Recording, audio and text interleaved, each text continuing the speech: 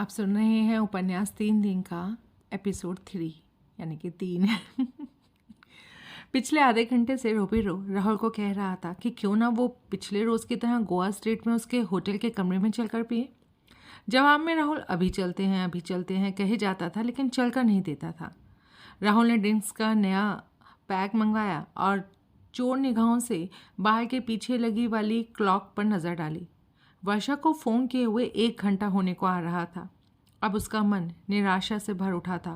अब उसे लड़की के आने की कोई उम्मीद नहीं रह गई थी। जो 15 मिनट में आने वाली थी वो 1 घंटे में नहीं आई तो अब क्या आती। लेकिन वो आई क्यों नहीं थी? नहीं आना था तो उसने हामी क्यों भरी थी? राहुल का उस पर कोई जोर थोड़े ही था। हामी भरने की जगह वो आने से साफ इनकार भी तो कर सकती थी। चलें आप? रोबिरो ने पूछा। इस बार राहुल ने एकाएक सहमति में सर हिलाया, उठ खड़ा हुआ। वो दोनों भी उठे। तीनों बाहर आ गए। उन्हें जाता देखकर चंपकलाल भी ऑफिस से निकला और उनके पीछे हो लिया। लेकिन जब उसने उन्हें रोबिरो के होटल में दाखिल होते देखा तो वो नाउम्मीद होकर वापस बार में लौट आया। राहुल के बाकी की शाम कैसे गुजरी ये उसके लिए एक सपना था। बाद में वह भी ना याद कर सका कि उन दोनों की सोहबत से रुखसत लेकर वो अकेला अपने होटल के कमरे में पहुंचा था या पिछले रोज़ की तरह वो दोनों उसे वहां छोड़कर गए थे। वो थोड़ी देर सोया था, लेकिन फिर बेचैनी का अनुभव करते हुए उठ खड़ा हुआ था और बाथरूम में जाकर उल्टियां करने लगा था। ऐसा उसने पहले कभी नहीं किया था। ज़रूर इस बार अति हो गई थी, जो खुद वो भी उस हालत में पहुंच गया था। पेट से काफ़ी सारी अनपची विस्की निकल जाने के बाद उसे थोड़ी राहत महसूस हुई। उसने अच्छी तरह से हाथ मुंह धोया और बाथरूम से बाहर आ गया। कमरे में जो विस्की की बोतल पड़ी थी उसमें अभी काफ़ी सारी बाकी बची हुई थी। जिस चीज़ ने उसकी तबीयत ख़राब की थी उसने उसी को अपना इलाज माना। उसने विस्की का एक घूंट पिया और फिर से वो वर्षा के बारे में सोचने लगा। वो प्रिंसेस बार में क्यों नहीं पहुंची थी? उसने अपने आप को समझाया कि ज़रूरी नहीं था कि उसके ना आने का मतलब ये हो कि वो आना नहीं चाहती थी। हो सकता है कोई मजबूरी आ गई हो। इसी बात से प्रेरित होकर उसने एक बार फिर वर्षा के से संपर्क करने के बारे में सोचा। वो नीचे रिसेप्शन पर गया। उसने वॉल क्लॉक पर निगाह डाली। 7 बज चुके थे। कल उस वक्त वो शिप पर सवार होगा और कराची के लिए रवाना हो गया होगा। फिर क्या उसका परसों रात का रहाई और क्या पूनम की हमशक्ल वर्षा, सब कुछ पीछे रह जाएगा। फिर कभी वो वर्षा को याद करेगा तो मृग तृष्णा के रूप में ही याद करेगा और फिर उसे पी पी कर जान देने के लिए एक नया बहाना हासिल हो जाएगा। किसी की मंगेतर के बारे में ऐसा सोचना भी गलत था, लेकिन फिर भी वो सोचे बिना रह नहीं पाता था। वो मन ही मन वर्षा को चाहने लगा था। अपने उस चाहत से जितना वो निजात पाने की कोशिश करता था उतनी ही वो उस पर और हावी होती जाती थी।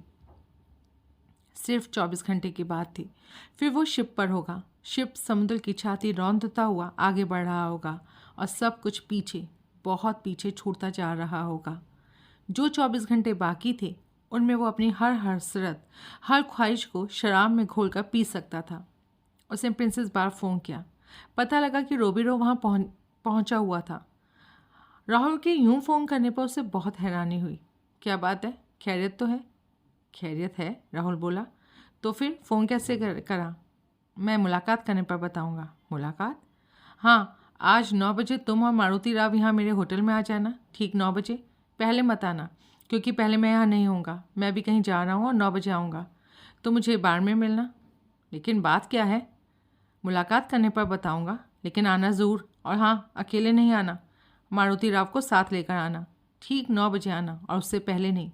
और हाँ, बार में आना, मेरे कमरे में नहीं। लेकिन राहुल ने जानबूझकर संबंध विच्छेद कर दिया। उसने वर्षा का नंबर डायल किया। उत्तर मिला तो उसने औपचारिकता पर समय नष्ट नहीं किया। वो फौरन मतलब की बात पर आ गया। मैं जो कुछ तुमसे कह रहा हूँ आखिरी बार कह रहा हूँ, इसलिए निराश न करना। आज रात 9 बजे अपने होटल के बार में मैं तुम्हारा इंतज़ार करूँगा। सॉरी, मैं नहीं आ सकती। मैं तुम्हारा इंतज़ार करूँगा, लेकिन मैं नहीं आ सकती। इससे पहले कि राहुल फिर कुछ कह पाता, वर्षा ने लाइन काट दी। लाइन काटते ही रोबिरो ने राहुल के होटल के नंबर पर वापस फ़ोन किया, लेकिन मालूम हुआ कि वो वहाँ से जा चुका था। वो वापस अपनी मेज़ पर पहुँचा। मारुति राव शाम के अखबार के पन्ने पलट रहा था। धोते की बाबत कोई खबर ना उसमें थी, न सुबह के अखबार में थी। धोते की लाश अभी भी गायब थी और ये बात अभी भी उनके लिए हैरानी और परेशानी का बायस थी। रोबिरो को चाहे कितनी भी गारंटी दी जाए कि धोते मर चुका था, लेकिन मारुति राव को तसल्ली तभी होती जब लाश बरामद होती। उसे तो हर क्षण यही लगता था कि उन्हें गिरफ्तार करवाने के लिए धोते पुलिस को लेकर आया और कि अभी आया। कौन था? वही सेरल 9 बजे अपने होटल के रूम में बुला रहा है। क्यों? वजह नहीं बताई, लेकिन मेरा दिल गवाही दे रहा है कोई बखेड़े वाली बात होगी। वो भोला बादशाह क्या बखेड़ा कर सकता है? पता नहीं। साला कितनी विस्की बचा सकता है? कितनी तो पहले से पिए हुए था और कितनी हमारे साथ पी ली। फिर भी देखो तो उस साले को, हाथ के हाथ उठकर अपने पैरों पर खड़ा है। कोई और होता तो इतना पीने के बाद 2 दिन उसे होश ना आता। अब तुम्हारा इरादा क्या है? इरादा वही है जो वो चाहता है, मतलब हम 9 बजे उससे मिलने जाएंगे। हम 9 बजे रात को उससे मिलने जा रहे हैं। जब से वर्षा ने संबंध विच्छेद किया था तभी से वो बार बार घड़ी देख रही थी। उसने राहुल को आने से साफ मना कर दिया था। अशोक की धमकी भी अभी वो भूली नहीं थी, लेकिन फिर भी वो बार बार यही सोच रही थी कि क्या उसे जाना चाहिए था, क्या उसे राहुल की आखिरी दरख्वास्त कबूल करनी चाहिए थी। जब भी उसने अपनी अंतरात्मा से ये सवाल किया, जवाब हाँ में मिला, और इस जवाब से वो परेशान थी, हैरान थी कि क्यों उसका जी चाहता कि वो टेलीफोन रखते ही राहुल के होटल की तरफ चली जाए।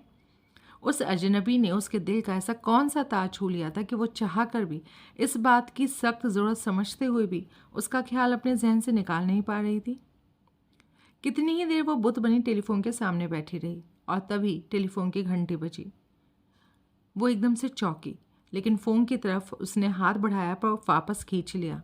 क्या पता राहुल का फ़ोन हो, लेकिन अशोक का भी तो फ़ोन हो सकता है। अपने वर्तमान मूड में वो दोनों में से किसी से भी बात करना नहीं चाह रही थी, इसलिए उसने फ़ोन नहीं उठाया। घंटी थोड़ी देर और बजी और फिर बंद हो गई। कोई 15 मिनट बाद एक बार फिर घंटी बजी, लेकिन तब भी उसने फ़ोन की तरफ हाथ नहीं बढ़ाया। जब 8:30 बज गए तो वो अपने स्थान से उठी। मुलाकात का निर्धारित वक्त इतने करीब आ जाने पर अब उसे लग रहा था कि जाना तो उसने था ही। उसका इनकार उसके दिल का फैसला नहीं था। उसके दिल का फैसला ये था कि उस अजनबी ने उसे बुलाया था और उसने जाना था। उसने कपड़े तब्दील किए और वहाँ से बाहर निकल पड़ी। टैक्सी करने के स्थान पर वो बस स्टैंड तक पैदल गई, जहाँ से थोड़ी ही इंतज़ार के बाद उसे बस मिल गई। वो बस से उतरी तो उसका दिल ज़ोर ज़ोर से धड़क रहा था। क्या उसने सही फैसला किया था? क्या उसे वहाँ नहीं आना चाहिए था? अगर अशोक को पता चल गया तो? एक बारगी को वो बस स्टैंड की तरफ वापस ही घूम पड़ी, लेकिन उसने फिर जी कड़ा करके अपने कदम राहुल के होटल की तरफ बढ़ा लिए। 1-2 बार उसे दिशा भ्रम भी हुआ, लेकिन वो बिना भटके होटल तक पहुंचने में कामयाब हो गई। झिझकते हुए उसने बार में कदम रखा। बार में मुश्किल से 5-6 जने मौजूद थे। राहुल उनमें नहीं था। वो हिम्मत करके बारमैन के करीब पहुंची। मैं यहाँ राहुल रामचंदानी से मिलने आई थी। वो सेलर? हाँ, वो तो ऊपर अपने कमरे में होगा, यहाँ तो अभी नहीं आए।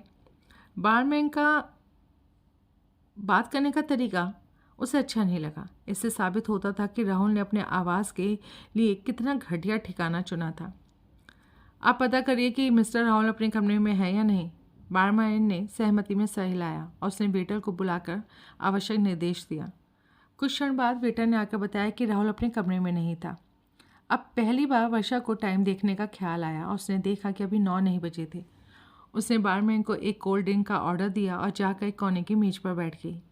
एक वेटर उसे कोल्ड ड्रिंक सर्व कर गया, जिसे उसने छुआ भी नहीं। दरवाजे पर निगाह टिकाए वो इंतज़ार करती रही। बार बार उसे ये ख्याल बेचैन कर रहा था कि वो जगह किसी अकेली महिला के काबिल नहीं थी। उसे चाहिए था कि वो होटल के बाहर, सड़क के पार, फुटपाथ पर कहीं खड़ी रहकर 9 बजे का इंतज़ार कर लेती।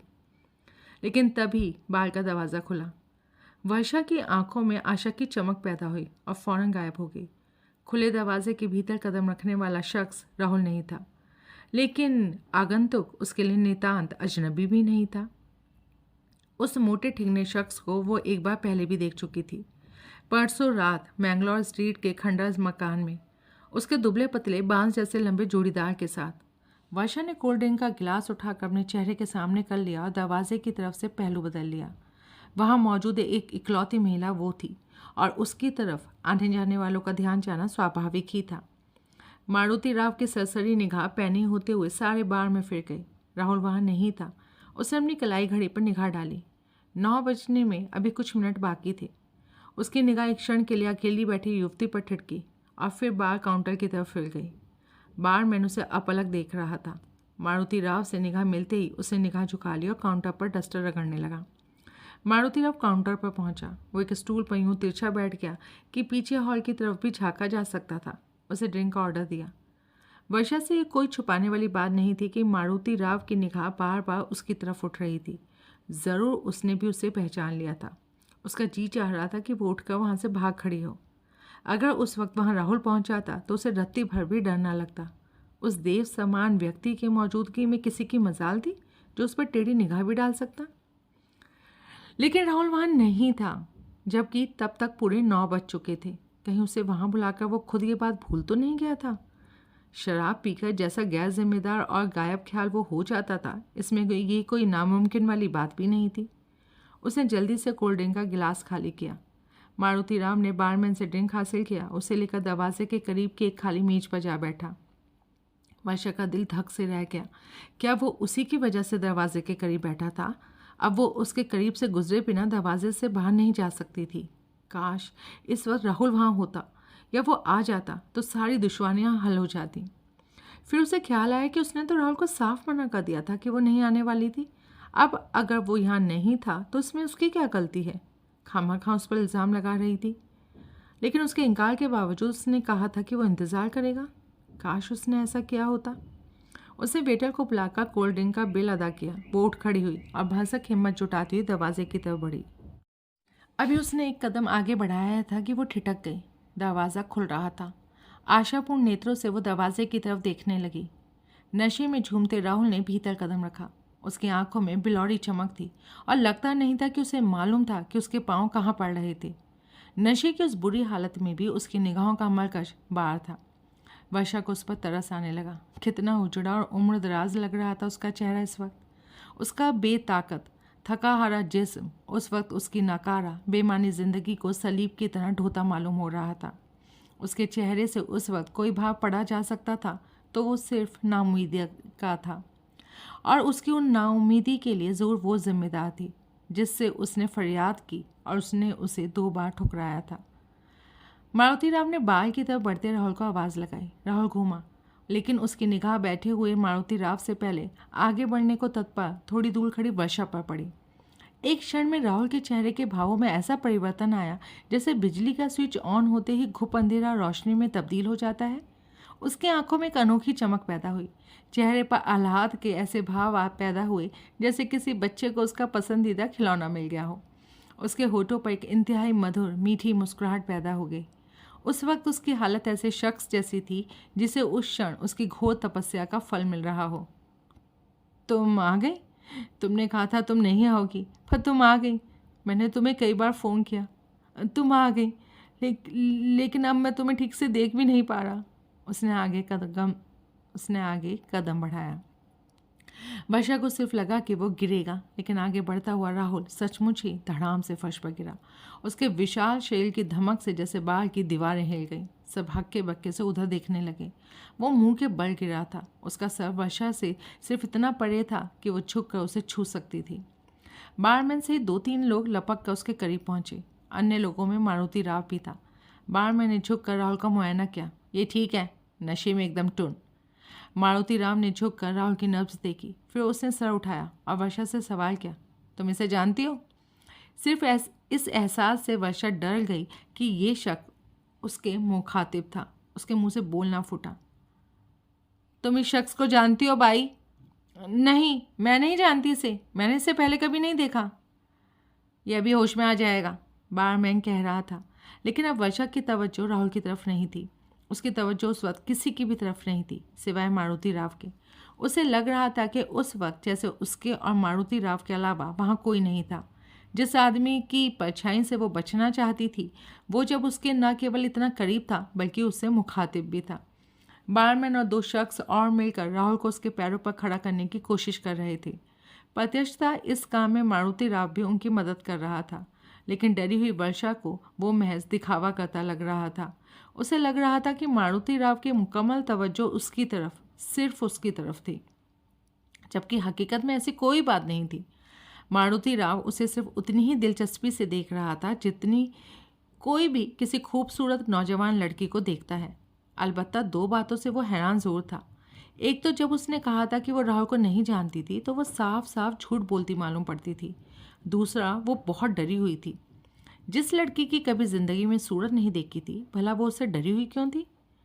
सबने मिलकर राहुल को कुर्सी पर इस प्रकार बैठा दिया जिससे कि वो नीचे लुढ़क ना पाए। ये इसी होटल में ठहरा हुआ है, बारमैन बोला। तो फिर इसे इसके कमरे में पहुंचाओ भाई, कोई बोला। हाँ, मैं इंतज़ाम करता हूँ। और वो पतले गलियारे की तरफ बढ़ चला जो बार को होटल से जोड़ता था। वर्षा ने मारुति राव को उसकी तरफ पीठ फेर कर घड़ी की तरफ निगाह उठाते देखा। इस क्षण का फ़ायदा उठाकर वर्षा दरवाजे के बाहर की ओर बढ़ी। बाहर से करीब आती एक कार की आवाज़ आई। क्या अशोक वहाँ पहुँच गया था? शायद वो उसके हॉस्टल में गया हो और उसने ये अंदाज़ा लगा लिया हो कि ज़रूर वो राहुल से मिलने उसके होटल में गई थी। इस घड़ी अशोक वहाँ आकर उस पर बुरी तरह से खफा भी होता तो वो खुश ही होती। अशोक की अपेक्षा में वो एक क्षण को ठिठकी, लेकिन साफ तौर पर वो कार अशोक की नहीं थी। वो कार तो आगे बिना होटल के आगे रुके गुजर गई। उसे फिर कदम आगे बढ़ाया और वो दरवाजे पर पहुंची। दरवाज़ा खोलने के लिए उसने हाथ आगे बढ़ाया तो दरवाज़ा बाहर से खुल गया और हड़बड़ी में भीतर दाखिल होते एक दुबले पतले आदमी से वो टकराते टकराते बची। उस व्यक्ति के चेहरे पर निगाह पड़ते ही वो और भी डर गई। आने वाला पहले से मौजूद मोटे आदमी का जोड़ीदार था और एक क्षण के लिए दोनों की निगाहें मिली। फिर वर्षा तेजी से उसके करीब से गुजरी और बार से बाहर निकल गई।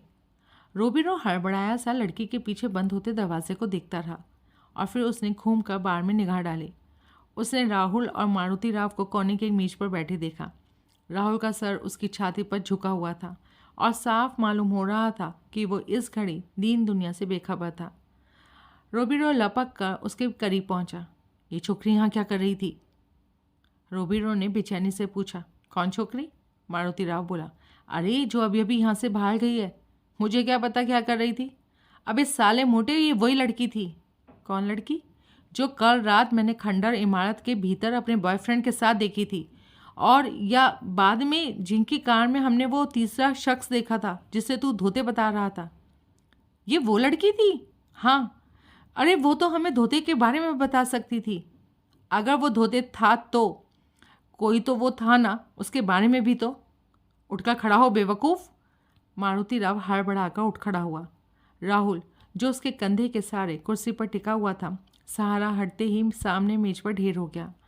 मारुति राव मेजों से उलझता गिरता पड़ता चीते जैसी फुर्ती से बाहर को लपकता और रोबिनो के पीछे भागने लगा। दोनों बगुले की तरह बाहर से बाहर भागे।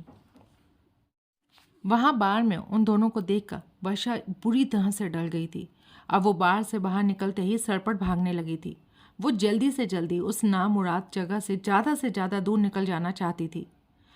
थोड़े आगे आने पर रोशनियों से जगमगाती मेन रोड को छोड़कर एक अपेक्षाकृत संकरी गली में दाखिल हो गई तो उसे तनिक राहत महसूस हुई, लेकिन वो राहत वक्ती थी। अब उसे अपने पीछे दूर कहीं से भागते कदमों की आवाज़ आ रही थी। वो और तेज़ी से भागने लगी। रात के सन्नाटे में उसे खुद अपने कदमों की आवाज़ नगाड़े पर पड़ती चोट जैसी मालूम हो रही थी। हर क्षण उसे लग रहा था कि अभी किसी ने पीछे से आकर उसकी गर्दन दबोची कि दबोची। पीछे से आती कदमों की आहट कभी गायब हो जाती थी तो कभी फिर सुनाई देने लगती थी। वो एक और गली में दाखिल हुई। उस गली के दहाने पर एक चौड़ी सड़क थी जिसके आगे रेलवे क्रॉसिंग था। क्रॉसिंग का फाटक बंद था और बंद फाटक के आगे रेलवे लाइन पर एक मालगाड़ी खड़ी थी। तभी पीछे एक मोड़ काट कर एक कार उस सड़क पर प्रकट हुई। कार के हेडलाइट्स की रोशनी फाटक तक बाखूबी पहुंच रही थी। रोशनी से घबराकर उसने पीछे देखा तो उसकी आंखें चौंधिया गई। बड़ी कठिनाई से वो कार पर अपनी निगाह फोकस कर पाई तो उसने पाया कि वो एक टैक्सी थी जिसकी अगली सीट पर 3 जने बैठे थे। एक शायद टैक्सी ड्राइवर था और बाकी जने ज़रूर वही दोनों थे। उसे लगा कि उस पर रोशनी पड़ते ही टैक्सी की रफ्तार जैसे एकदम तेज़ हो गई। उसके मुंह से एक डर भरी सिसकारी निकली और वो फाटक पर चढ़ने की कोशिश करने लगी। अपनी हड़बड़ी और घबराहट में उसे ये तक न सूझा कि फाटक के बगल से ही पैदल चलने वालों के लिए निकासी का रास्ता था। फाटक पर चढ़कर वो पल्ली तरफ उतरने लगी तो उसके सैंडल की एड़ी कहीं अटकी और वो धड़ाम से नीचे गिरी। सैंडल उसके पाँव से उतर गई। उसने जल्दी से दूसरी सैंडल भी उतार दी और उठ खड़ी हुई। टैक्सी अब फाटक से कुछ ही गज दूरी पर रह गई थी। उसे बेचैनी से मालगाड़ी के दोनों सिरों की तरफ निगाह दौड़ाई। मालगाड़ी इतनी लंबी थी कि अंधेरे में पता नहीं लग रहा था कि उसका इंजन वाला रुख किधर था और बाकी ट्रेन किधर थी। मालगाड़ी अभी तो खड़ी थी, लेकिन किसी भी क्षण चल सकती थी। पीछे टैक्सी फाटक के ऐन सामने आकर रुकी थी। टैक्सी का दरवाज़ा खुला और भड़ाक से बंद हुआ। कोई जोर से चिल्लाकर उसने क्या कहा ये उसके समझ में नहीं आया, लेकिन इसका असर वर्षा पर यह हुआ कि वह अंजाम की परवाह किए बगैर मालगाड़ी के डब्बे के नीचे घुस गई।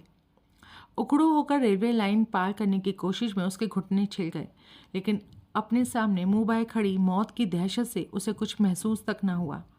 मालगाड़ी एकाएक चल पड़ सकती थी और वो उसके नीचे कटकर मर सकती थी। मालगाड़ी से वो बच जाती तो उसके पीछे आ रहे बदमाश उसे दबोच सकते थे। वो रेलवे लाइन के पार पहुंची। झुके झुके उसने घूमकर पीछे देखा तो पाया कि दोनों आदमी फाटक पार कर भी चुके थे। वो सीधी हुई। उसने अपने सामने सड़क पर निगाह डाली। उन दोनों से बचने के लिए उन सीधी सड़क पर वो कितनी दूर भाग सकती थी। उसने पहले से उखड़ती सांसें उसे कह रही थी कि अब भागना उसके बस की बात नहीं थी। कुछ सोचकर सड़क पर भाग निकलने के स्थान पर वो मालगाड़ी के साथ साथ रेलवे लाइन पर भागने लगी। 5-6 डब्बे गुजर जाने के बाद मालगाड़ी में आगे खुले डब्बों की कतार शुरू हो गई। वो ठिठकी। उसने घूमकर पीछे देखा। एक आदमी उसके देखते देखते डब्बे के नीचे से बाहर निकला। वो डब्बे की तरफ घूमी। खुले डब्बे के पहलू में एक लोहे की जंजीर लटक रही थी। एकाएक हाथ बढ़ाकर उसने वो जंजीर थाम ली और जंजीर के सहारे वो किसी प्रकार गिरती पड़ती डब्बे में चढ़ने में कामयाब हो गई। डब्बे के भीतर से सावधानी से सर निकालकर उसने सामने फाटक की तरफ झाँका तो उसने दोनों को मालगाड़ी के पहलू में खड़े सामने सड़क की तरफ देखते पाया। क्या उन्हें सोच सकता था कि वो सड़क पर नहीं भागी थी? क्या वो उसकी तलाश स्थिर रखड़ी मालगाड़ी में करना शुरू कर सकते थे? क्यों ना वहीं बैठे रहने की जगह वापस उस तरफ उतर जाए जिधर से वो आई थी। वो डब्बे के दूसरे पहलू में पहुंची। उधर उसने पाया कि टैक्सी की हेडलाइट्स अभी भी ऑन थी और उसका ड्राइवर टैक्सी और फाटक के बीच में खड़ा था। और तभी एकाएक मालगाड़ी पटरियों पर सरकने लगी। वो वापस पहले वाली साइड में पहुंची और उसने बाहर झाँका। वो दोनों आदमियों से दिखाई नहीं दी। कहाँ गए होंगे वो आगे सड़क पर भाग निकले थे या उसी सड़क पर भाग निकले थे या उसी की तरह मालगाड़ी के किसी डब्बे में चढ़ गए थे? कहना मुश्किल था। गाड़ी रफ्तार पकड़ने लगी। ठंडी हवा में ठिठुरती खाली खुले डब्बे में वो उकड़ू होकर बैठी रही। हर क्षण उसे लगता था कि अभी बगल के बंद डब्बे की छत पर से उन दोनों में से कोई वहां आन कूदेगा और आकर उसका गला दबोच लेगा, लेकिन ऐसा कुछ नहीं हुआ। मालगाड़ी बिना किसी बाधा के आगे बढ़ती रही। उन बदमाशों की तरफ से अपेक्षित खतरे से वो तनिक आश्वस्त हुई तो अब उसे एक नया डर सताने लगा। वो जा कहाँ रही थी? ये मालगाड़ी उसे कहाँ ले जा रही थी? अगर वो किसी बियावान जगह पर रुकी तो क्या उसकी नीचे उतरने की हिम्मत होगी? इसी उधेड़बुन में लगी आशंकित आकंतिक वर्षा गठरी बनी डब्बे के फर्श पर बैठी रही। बंदरगाह के इलाके से चली मालगाड़ी दादरा आकर रुकी। रोबिनो और मारुति राव लड़की को पकड़ पाने में नाकामयाब होकर सरताज होटल वापस लौटे तो उन्हें मालूम हुआ कि उनकी गैर हाजिरी में राहुल को उसके कमरे में पहुंचाया जा चुका था। वो सीढ़ियों की तरफ बढ़े। लड़की कहाँ चली गई? मारुति राव बार बार हड़बड़ा रहा था। अभी चुप कर साले, रोबिनो ने भुनभुना कर जवाब दिया। बार में वो शर्तिया उस सेलर से ही मिलने आई थी। क्यों? अरे कोई तो वजह होगी ना। तू तो कह रहा था कि वो कहती थी कि वो राहुल को जानती नहीं थी। झूठ बोल रही थी। मेरा दावा है वो झूठ बोल रही थी। मेरे सामने राहुल ने उससे बात की थी। अगर वो राहुल को नहीं जानती थी तो राहुल उसे कैसे जानता था? तो तूने तभी उसे दबोचा क्यों नहीं? अरे मुझे क्या पता था ये लड़की कौन थी? अब क्या पता है तुझे? अब पता लगा सकते हैं। वो सेलर से मिलने आई थी। लड़की हमें झांसा देकर फूट गई, लेकिन सेलर वो तो अभी यहाँ है ना। चुप। राहुल के कमरे का दरवाज़ा खोल के वो भीतर दाखिल हुए। राहुल दीन दुनिया से बेखबर पलंग पर चित लेटा हुआ था और बड़े अजीबोगरीब आवाज़ में खर्राटे भर रहा था। उन्होंने बड़ी बारीकी से कमरे की तलाशी ली। कुछ हासिल नहीं हुआ। उन्होंने उसकी जेबों की तलाशी ली। एक जेब में उन्हें 100-100 के नोटों का मोटा पुलंदा मिला। मारुति राव ने मुंह से सीटी निकल गई। एक मामूली सेलर के पास इतना पैसा? ये सेलर है, लेकिन लगता है कि मामूली नहीं। सारा रोकड़ा पार कर दे। खबरदार। क्यों? होटल वालों को मालूम है कि उसके कमरे में हम गए थे। ये होश में आकर अपना रोकड़ा गायब पाएगा तो फौरन समझ जाएगा हमारी करतूत थी। तो क्या हुआ? ये हमें ढूंढ निकालेगा। मेरा वो इसने घर भी देखा है ना। हम इस राक्षस के हत्थे चढ़ गए ना तो ये मार मार कर हमारा भूसा बना देगा। हम इसके हत्थे नहीं चढ़ेंगे। इसने तो कल शाम को अपने जहाज़ पर चढ़ जाना है। कल तक के लिए हम कहीं गायब हो जाएंगे। अच्छा, और हमारी गैर हाजिरी में धोते की वजह से अगर कोई बवाल खड़ा हो गया तो इसे कौन भुगतेगा? हम गायब होंगे तो हमें खबर कैसे लगेगी उसकी? अनजाने में ऐसी तैसी नहीं फिर जाएगी हमारी। मारुति राव खामोशा। रोकड़ा वापस रख। उसे नोटों का पुलंदा वापस राहुल की जेब में डाल दिया। बाकी जेबें टटोल। एक जेब से उन्हें वर्षा का विजिटिंग कार्ड बरामद हुआ। Doctor Varsha Pradhan, Mrs Grace guest house, Byculla, Bombay. ये उस लड़की का कार्ड है। कैसे पता?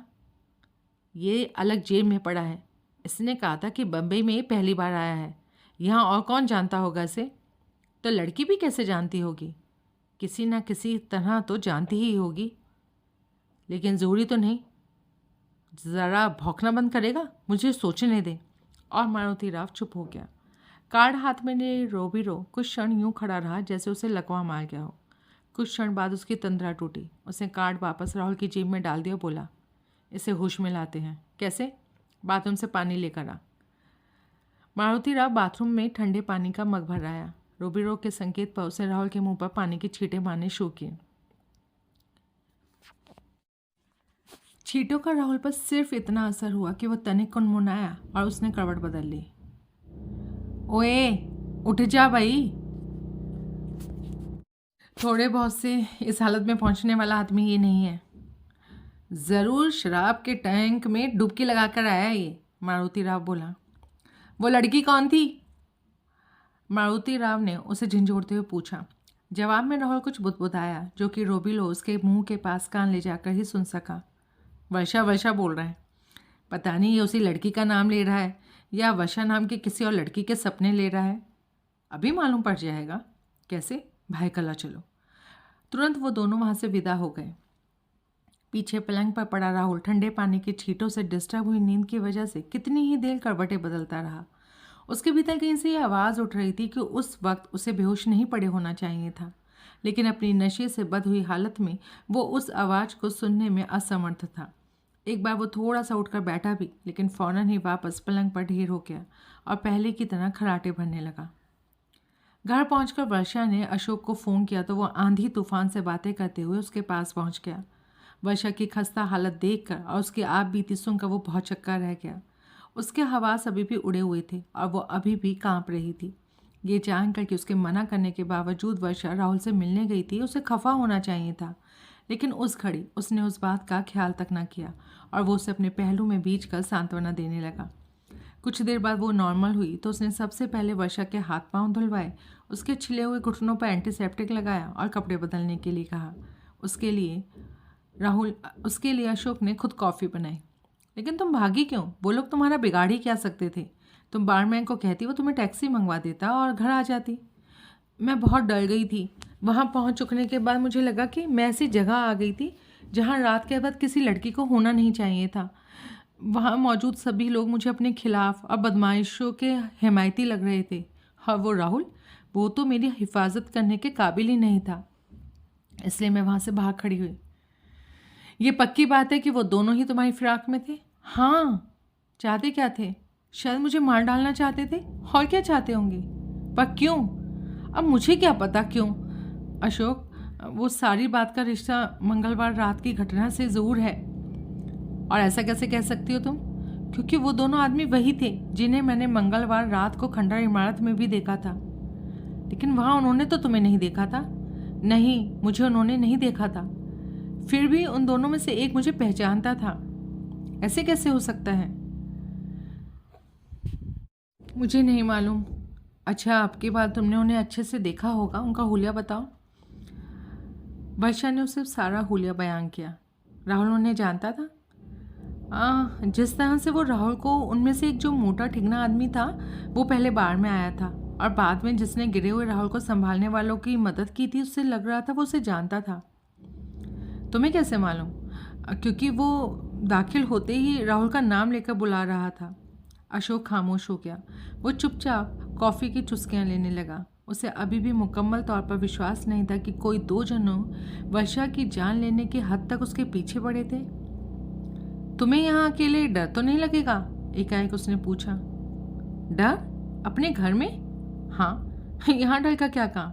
वो लोग यहाँ थोड़ी आ सकते हैं। उन्हें क्या पता कि मैं कौन हूँ और इतने बड़े बम्बई शहर में मैं यहाँ रहती हूँ। फिर भी अगर तुम फिर कहोगे कि मैं तुम्हारे साथ तुम्हारे यहाँ चलूँ?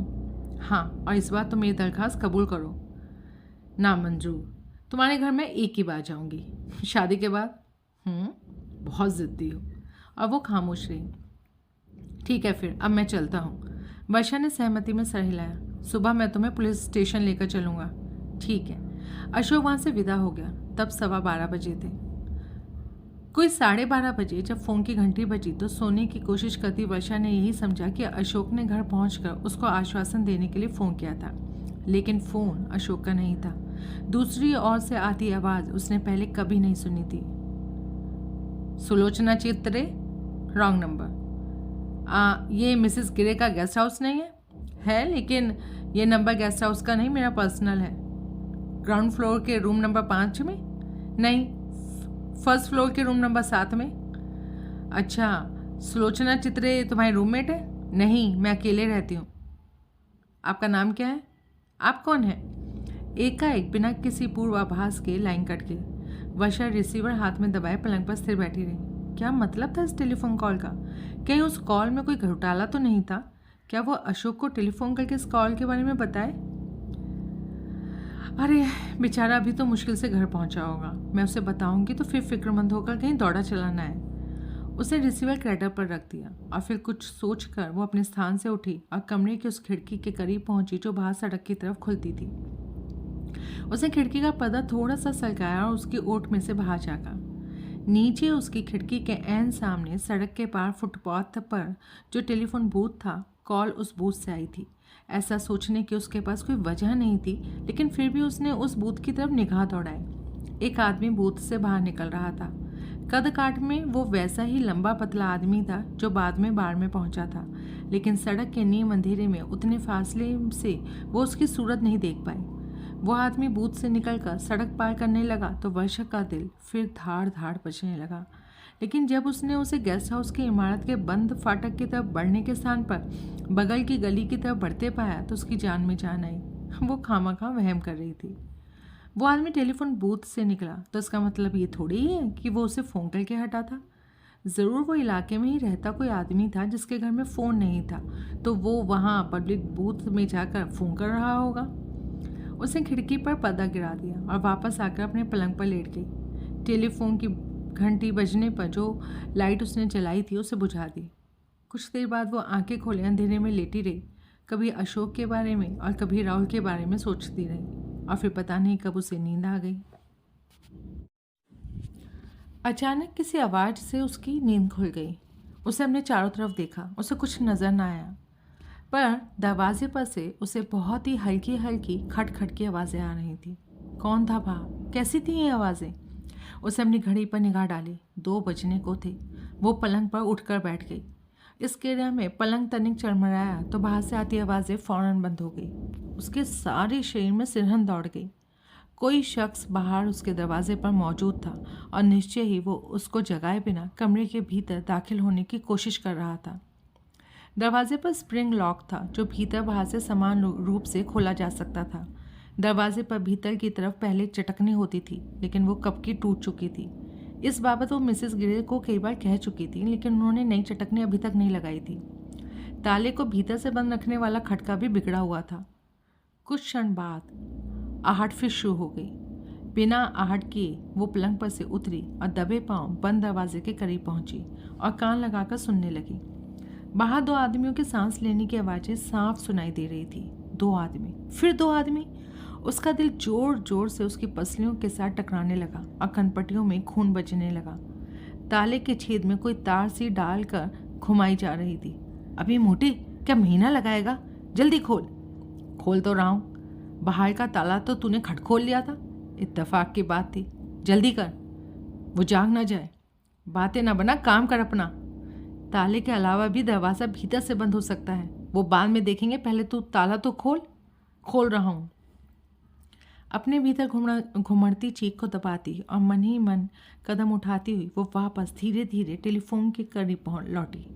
कम से कम आवाज़ किए उसने गेस्ट हाउस का मिसेस गिरे वाला नंबर डायल किया। नंबर बिजी मिला। पता नहीं फ़ोन खराब था। मिसेस गिरे रिसीवर ऑफ करके सोती थी। उसने 100 डायल किया। घंटी फ़ौरन बजनी शुरू हो गई। दरवाजे के ताले में तार बदस्तूर घुमाई जा रही थी। दूसरी तरफ से फ़ोन न उठाया जाता पाकर उसने घबराकर लाइन काट दी और अशोक का नंबर डायल किया।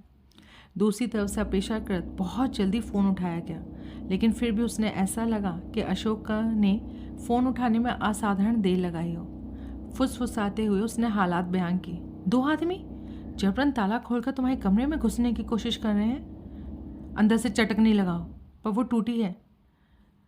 ताले में भी तो एक खटका होता है ना, वो काम नहीं करता। उफ, तुम दरवाजे के हैंडल के नीचे कुर्सी लगा दो, शोर मचाना शुरू कर दो। मैं अभी आ रहा हूँ। वर्षा ने टेलीफोन नीचे रखा तो अनुभव किया कि बाहर से आती आवाज़ें बंद हो गईं। शायद तब तक बाहर मौजूद लोगों तक उसके डायल घुमाने की या बोलने की आवाज़ें पहुँच गई थी।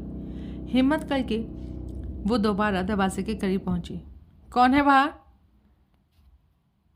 कुछ क्षण सन्नाटा रहा। ये शोर मचा देगी। ताला खुलने ही वाला था। साला हटकट, अब कहता है कि ताला खुलने ही वाला था। भाग यहाँ से।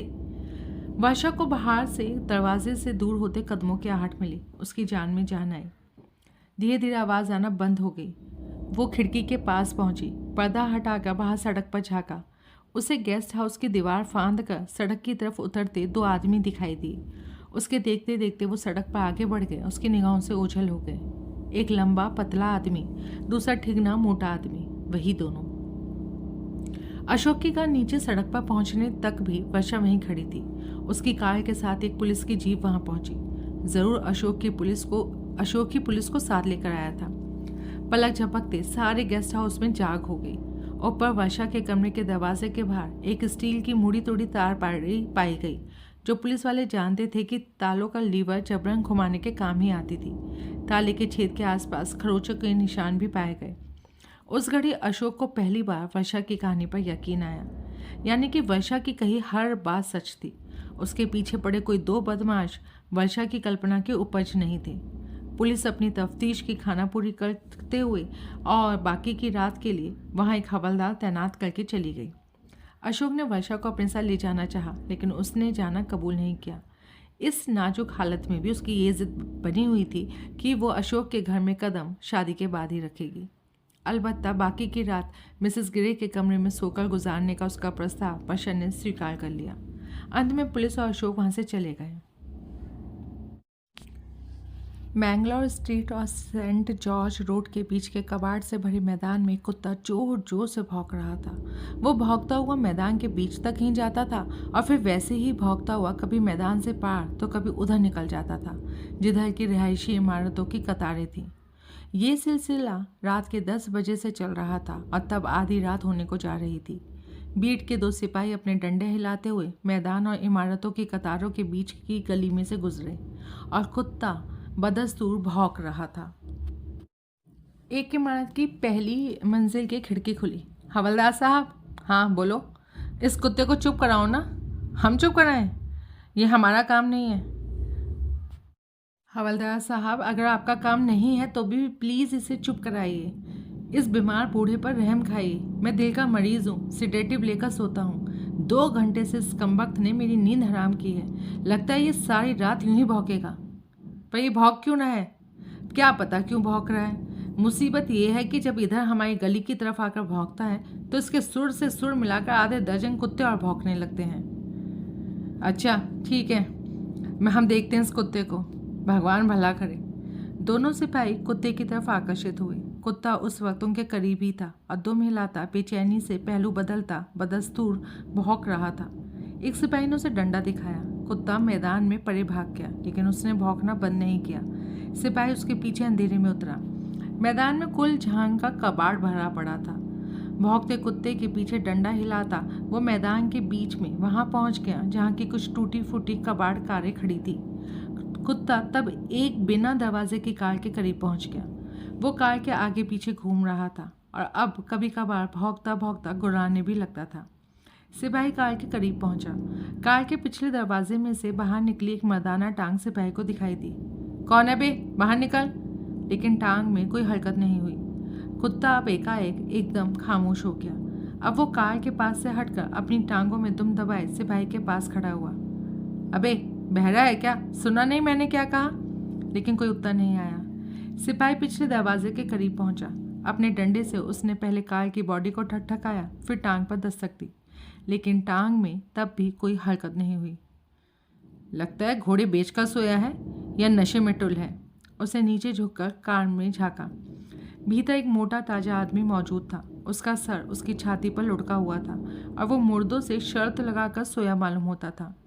नीचे झुकने की क्रिया में सिपाही के नथुनों में एक अजीब सी विचलित कर देने वाली गंध टकराई, जो कि निश्चय ही कार के पृष्ठभाग में से कहीं से आ रही थी। अबे बाहर निकल। ये कहते ही उसने उसे उसकी बाह पकड़कर घसीटने की कोशिश की। उसने बाह को मुश्किल से छुआ ही था कि एकाएक पता नहीं क्या हुआ कि भीतर मौजूद व्यक्ति भड़बड़ाकर कार से बाहर को गिरने लगा। सिपाही ने फौरन उसकी बाह छोड़ दिया, घबराकर एक कदम पीछे हटा लिया। वो आदमी यूं जमीन पर आकर गिरा कि उसका सर सिपाही के जूतों से बमुश्किल 2 इंच दूर आकर टिका। उसे मुआयना करने के लिए सिपाही नीचे झुका और उसके मुंह से एकाएक सिसकारी निकली। वह हड़बड़ाकर सीधा हुआ, सर पर पाम रखकर अपने साथी सिपाही की तरफ भागा। तीसरा दिन। राहुल सोकर उठा। उसने देखा कि अभी सिर्फ 10 ही बजे थे। कपड़े उतारकर वो बाथरूम में दाखिल हो गया। वापस आकर उसने महसूस किया कि उसकी सफ़ेद वर्दी बहुत ही मैली हो चुकी थी। वो कुछ क्षण वर्दी को देखकर नाक चढ़ाता रहा, फिर मजबूरन उसने उसे पहन लिया। कोट वो अभी नहीं पहनना चाहता था, लेकिन अपनी मैली वर्दी को छुपाने के लिए उसने उसे पहन लिया। शहर में ये उसका आखिरी दिन था।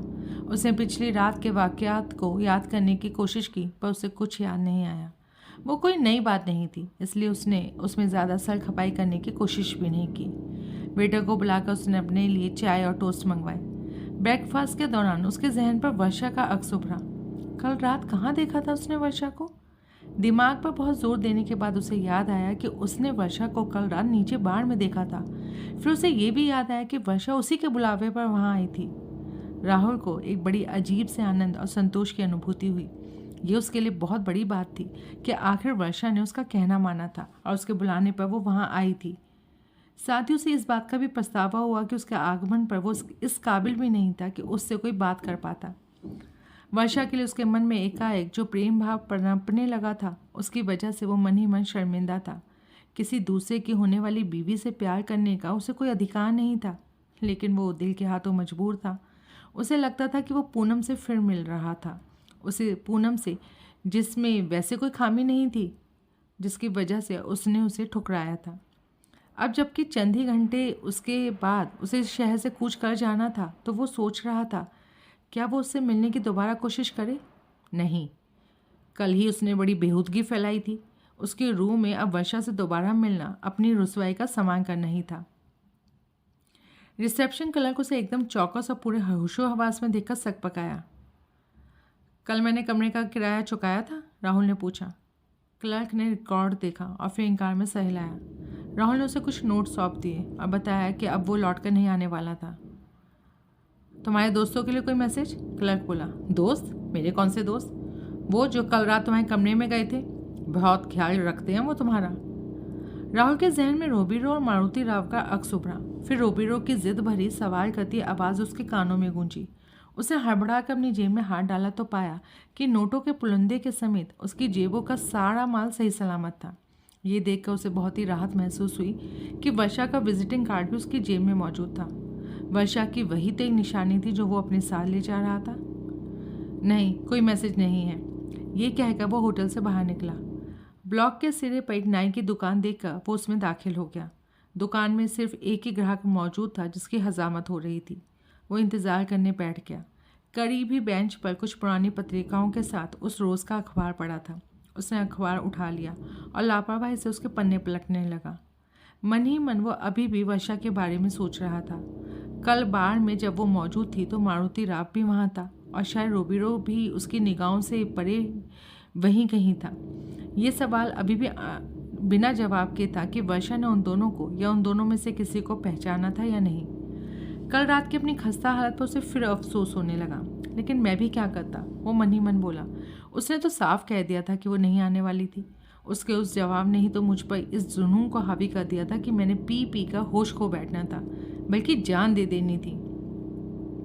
अखबार के मेन पेज पर स्टाफ प्रेस के कॉलम पर उसकी निगाह एक क्षण को ठिठकी। कॉलम में बंदरगाह के इलाके में मैंगलोर स्ट्रीट के करीब के एक मैदान में एक अधेड़ व्यक्ति की लाश की बरामदगी की खबर छपी थी। पुलिस के अनुसार उस व्यक्ति का कत्ल हुआ था और वो वाकया कम से कम 48 घंटे पहले का था। तभी नाई की कुर्सी खाली हो गई और उसने अखबार पढ़े उछाल दिया। इस खबर की उसके लिए वाकई कोई अहमियत नहीं थी। स्टाफ प्रेस के कॉलम में छपी कत्ल की खबर की तरफ मारुति राव ने इसका ध्यान अपने साथी को दिलाया। हमें क्या? छापे में बयान किया गया मैदान मैंगलोर स्ट्रीट की खंडा इमारत से मुश्किल से 1.5 फर्लांग दूर है। तो क्या हुआ? बाप, वो बरामद लाश धोते की हो सकती है। क्या? धोते की लाश गायब है, एक लाश बरामद हुई है। वो लाश धोते की हो सकती है। कैसे हो सकती है? मुर्दा 1.5 फर्लांग कैसे चल सकता है? मुझे नहीं पता कैसे चल सकता है। मैं सिर्फ इतना जानता हूँ कि हमारा मुर्दा गायब है। एक मुर्दा बरामद हुआ है। बरामद मुर्दा गायबशुदा मुर्दा भी हो सकता है। वो वहाँ तक खुद कैसे पहुँच सकता था? बाप, तुम्हारे सवाल ही तुम्हारा जवाब है। खुद नहीं पहुँच सकता तो किसी ने पहुँचाया होगा। किसने? शायद उसी लड़की ने। वो मंगलवार रात को ऐन वारदात के वक्त खंडा इमारत में थी। कल रात राहुल के होटल में भी पहुंची हुई थी। उसकी राहुल के होटल में मौजूदगी की कोई अलग वजह भी हो सकती है। लेकिन अबे मोटे, वो लड़की धोते को उस मैदान तक नहीं पहुंचा सकती थी। मरे हुए को तो हरगिज नहीं पहुंचा सकती थी, और घायल को भी नहीं। वो लड़की तो धोते से आधी भी नहीं। वो एक क्षण ठिठका और फिर आंखें फैलाकर बोला, राहुल? क्या राहुल? ये राहुल का काम है। ये शर्तिया और शराबी सेलर की करतूत है। वारदात के वक्त ये भी खंडर के सामने मौजूद था। हमारे वहां से चले आने के बाद जरूर वो भीतर घुसा था। उसी ने धोते की लाश को उस मैदान तक पहुंचाया था। उसके सिवा ये काम और कोई कर ही नहीं सकता। अगर ये उसकी करतूत थी तो लाश की बाबत उसने किसी को कुछ कहा क्यों नहीं? क्योंकि उसने जो कुछ किया नशे में धुत होकर किया। जाहिर है नशे उतरने के बाद उसे कुछ भी याद नहीं आ रहा था। पिछली रात को वो क्या कुछ करता रहा था। वो नशे में किस हद तक धुत हो सकता है, इसका नमूना तो तूने कल रात देखा ही ना। और याद करो, मंगलवार की रात को खंडर इमारत के सामने वो हमें भी मिला था। अगले रोज़ वो दावा भी कर रहा था कि पिछली रात वो जिन 2 जनों से खंडर इमारत के सामने मिला था उन्हें देखेगा तो पहचान लेगा। लेकिन क्या असल में पहचान पाया? नहीं। उसने हमें पहचाना था? नहीं। तो लेकिन उसे ये याद था कि पिछली रात वो किन्हीं 2 जनों से मिला था। ऐसे उसे ये भी याद हो सकता है कि उसने धोते की लाश को खंडर में से उठाकर कहीं और उस मैदान में पहुंचाया था। उसे नहीं याद होता तो उसने अब तक 36 बार इस बात का जिक्र किया होता। याद नहीं तो याद आ भी तो सकता है ना। अब तक याद नहीं आया तो आगे क्या आएगा? आ सकता है पहले उसने धोते को कोई अपने ही तरह नशे में धुत अपना कोई शराबी भाई समझा हो सकता है। अब अखबार में छपी इस खबर को पढ़कर उसे सूझ सकता है उस रात उसने किसी शराबी को नहीं, किसी लाश को मैदान तक ढोया था। इस 2.5 लाइन की खबर पर उसकी निगाह नहीं पड़ने वाली। पढ़ भी तो सकती है। मारुति राव अपनी बात पर अड़ा रहा और रो भी रो सोच में पड़ गया। बाप, मारुति राव बोला, उसे उस रोज की किसी घटना को याद करने से रोकना होगा। कैसे? धोते की तरह। मारुति राव खामोश हो गया। फिक्र ना कर मारुति राव। कुछ क्षण की खामोशी के बाद रोबिरो बोला, हमारा ये काम वो शराबी खुद ही कर देगा। कैसे? कैसे कर देगा? हर वक्त नशे में रहकर। वो होश में आएगा तो कुछ करेगा ना। और फिर शाम तक की तो बात है। आज शाम को उसने अपने जहाज पर सवार होकर बम्बई से कूच कर जाना है। पर मारुति राव अभी भी आश्वस्त नहीं हुआ। हबे साले मोटे, अभी तो हमें यह भी नहीं पता कि वो लाश धोते की है भी या नहीं। वो लाश धोते की ही है, मारुति राव निर्णयात्मक स्वर में बोला। उसकी रूह आकर तेरे कान में फूंक मार गई मालूम होता है। कुछ भी कहो, वो लाश धोते के सिवाय किसी और की नहीं हो सकती। रोबिरो कुछ क्षण सोचता रहा और फिर बोला, ठीक है उठ। क्यों? उठा चल। कहाँ? उसके होटल में। होटल से उन्हें मालूम हुआ कि राहुल वहाँ से सदा के लिए कूच कर गया। क्या पता अखबार पढ़कर सीधा थाने गया हो। अरे कहीं नहीं गया होगा। कल लड़की हाथ से निकल गई और आज ये बकवास बंद कर। वो अगर कहीं गया भी होगा तो बस कहीं बाहर में गया होगा। मारुति राव को ये बात तनिक जची। उन्होंने इलाके के हर बार का चक्कर लगाना शुरू किया। उसी तलाश में दोपहर हो गई, लेकिन राहुल उन्हें कहीं नहीं मिला। तब तक डेली नाम का एक दैनिक अखबार सड़कों पर दिखाई देने लगा, जो दोपहर को ही प्रकाशित होता था। उन्होंने अखबार की एक प्रति खरीदी। उस अखबार में मैदान में पाई गई लाश की विस्तृत खबर थी। लाश की शिनाख्त हो चुकी थी। अखबार में साफ शब्दों में लिखा था कि मरने वाला जनक राज धोते था। उसमें धोते की तस्वीर छपी थी। पुलिस ने उसे साफ साफ हत्या का केस बताया था। रोबिरो और मारुति राव को सबसे ज़्यादा हयकान पुलिस की तफ्तीश के इस नतीजे ने किया कि हत्या वहाँ नहीं हुई थी जहाँ से लाश की बरामदगी हुई थी।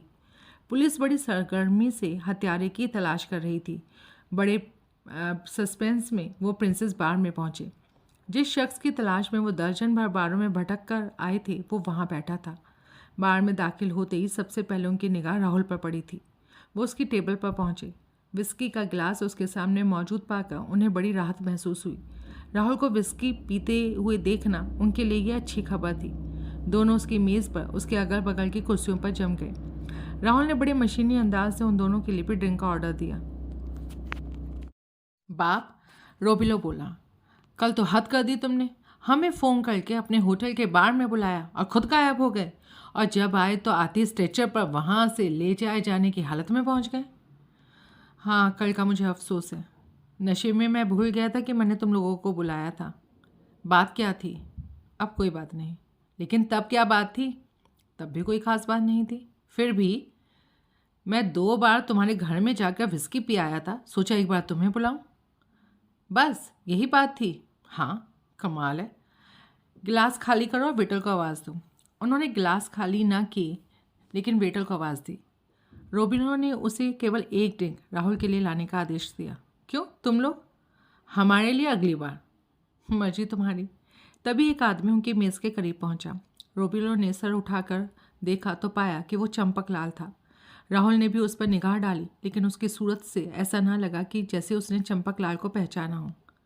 अखबार देखा गोवानी भाई? वो बोला। हाँ देखा। क्यों? सोचा शायद ना देखा हो। फिर तो तुम्हें मालूम ही होगा। क्या? धोते मिल गया? हाँ, मुझे मालूम है। उसका कत्ल?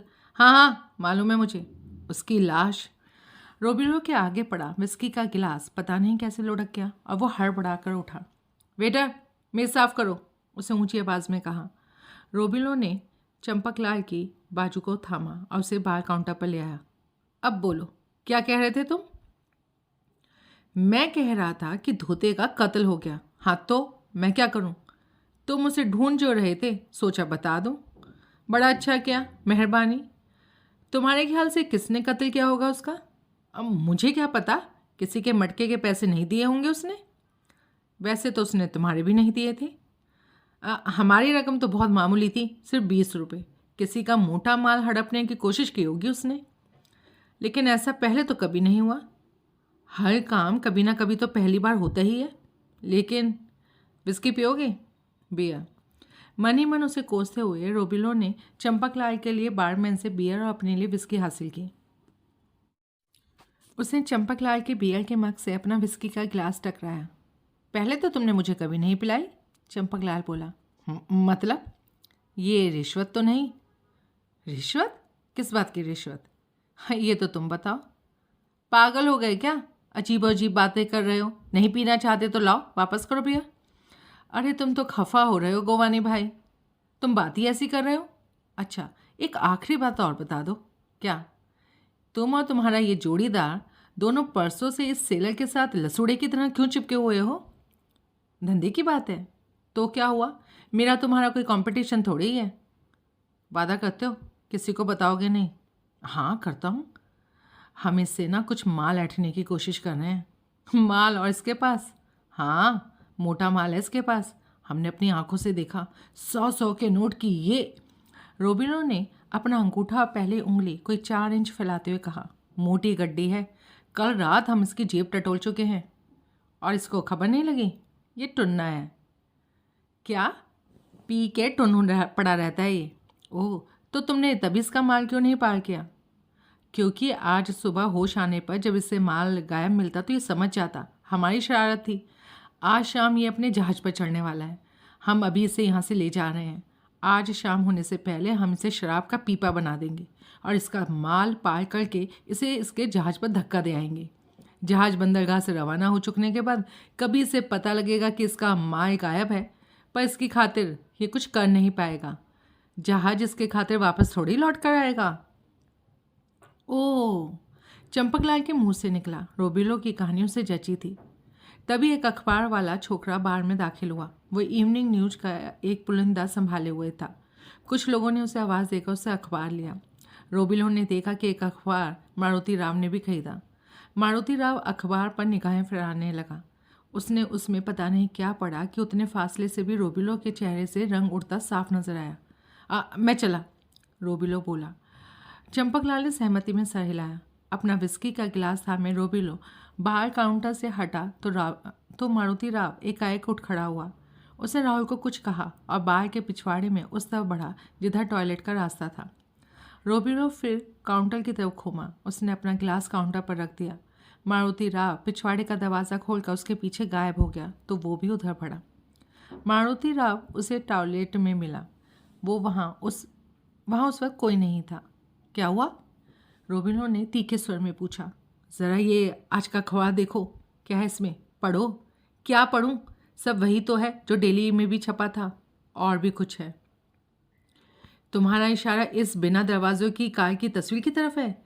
यही एक नई चीज़ है जो सुबह के और दोपहर के अखबार में नहीं छपी थी। बाप, ये नीचे वाला पैरा पढ़। रोबिलो ने पढ़ा। उस पैरे के मुताबिक मंगलवार की रात को उस मैदान के पास और उसके रास्ते में जहाँ से कि धोते की लाश बरामद हुई थी, एक विशालकाय देव समान सेलर देखा गया था और पुलिस बड़ी सरगर्मी से उसकी तलाश कर रही थी। ओह, रोबिलो अखबार बंद करके वापस मारुति राव को लौटाते हुए बोला।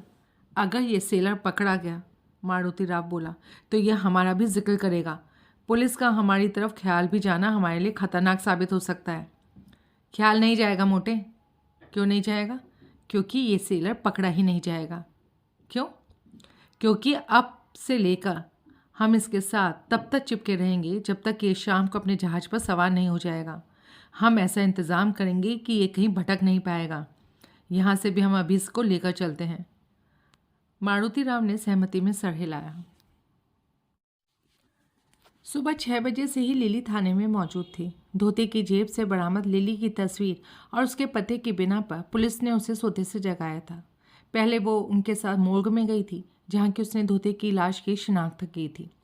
थाने में उसका बयान हो चुका था, लेकिन फिर भी अभी उसे वहाँ से जाने की इजाज़त नहीं मिली थी। दोपहर के करीब उसे एसीपी के सामने पेश किया गया। एसीपी के रोब से थर्राई लिली ने तब पहली बार पुलिस को बताया कि धोते वास्तव में एक मटका एजेंट था। आखिरी बार वो तुम्हें कब मिला था? लिली से पूछा गया। जी, मंगलवार को। वो तुमसे रोज़ मिलता था? लगभग रोज़ मिलता था। जब नहीं मिलता था तो मुझे खबर होती थी कि नहीं मिलने आने वाला। बुधवार को मिलने वाला था? हाँ। तब नहीं मिला तो तुम्हें फिक्र नहीं हुई?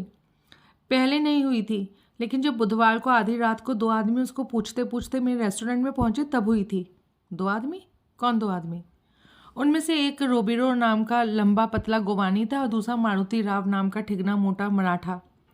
वो क्यों पूछ रहे थे धोते को?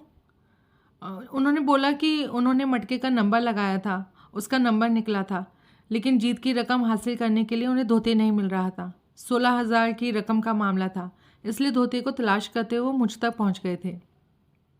और उन दोनों ने यह भी कहा था कि अगर धोते मेरे पास आए तो मैं उन्हें खबर कर दूँ। कहाँ पर? वो डिमेलो रोड पर स्थित प्रिंसेस बार में। वहाँ क्यों? वो दोनों वहाँ नौकरी करते हैं? मुझे नहीं मालूम। ठीक है, अब तुम बाहर जाकर बैठो। अभी भी बाहर जाकर बैठो? मैं तो सुबह से बैठी हूँ। थोड़ी देर और बैठो। लिली वहाँ से उठकर चली गई और तो एसीपी थाना अध्यक्ष इंस्पेक्टर की तरफ आकर्षित हुआ। अगर वो दोनों, एसीपी बोला, खुद धोते को ढूंढते फिर रहे हैं तो जाहिर है धोते के कत्ल से तो उनका कोई ना कोई रिश्ता जरूर होगा। जाहिर है मकतूल मटका एजेंट था, लेकिन उसकी जेब में तकरीबन 30,000 रुपये की रकम सही सलामत मौजूद थी। ये बात इस केस को पेचीदा बना रही है। अगर वो रकम गायब होती तो कत्ल का उद्देश्य समझना आसान था। Yes sir. तुम रोबीरो और मारुति राव नाम के उन दोनों आदमियों की तलाश करवाओ और थाने में तलब करो। शायद उनकी किसी बात से कत्ल का उद्देश्य समझ में आ सके। शायद वो किसी ऐसे शख्स को जानते हों जिसका धोते के कत्ल में दिलचस्पी रही हो। Yes sir. अशोक ने इवनिंग न्यूज़ में पढ़ा कि अब पुलिस को धोते नाम के व्यक्ति के कत्ल के सिलसिले में किसी सेलर की तलाश है। सुबह के अखबार में भी वो ये खबर पढ़ चुका था।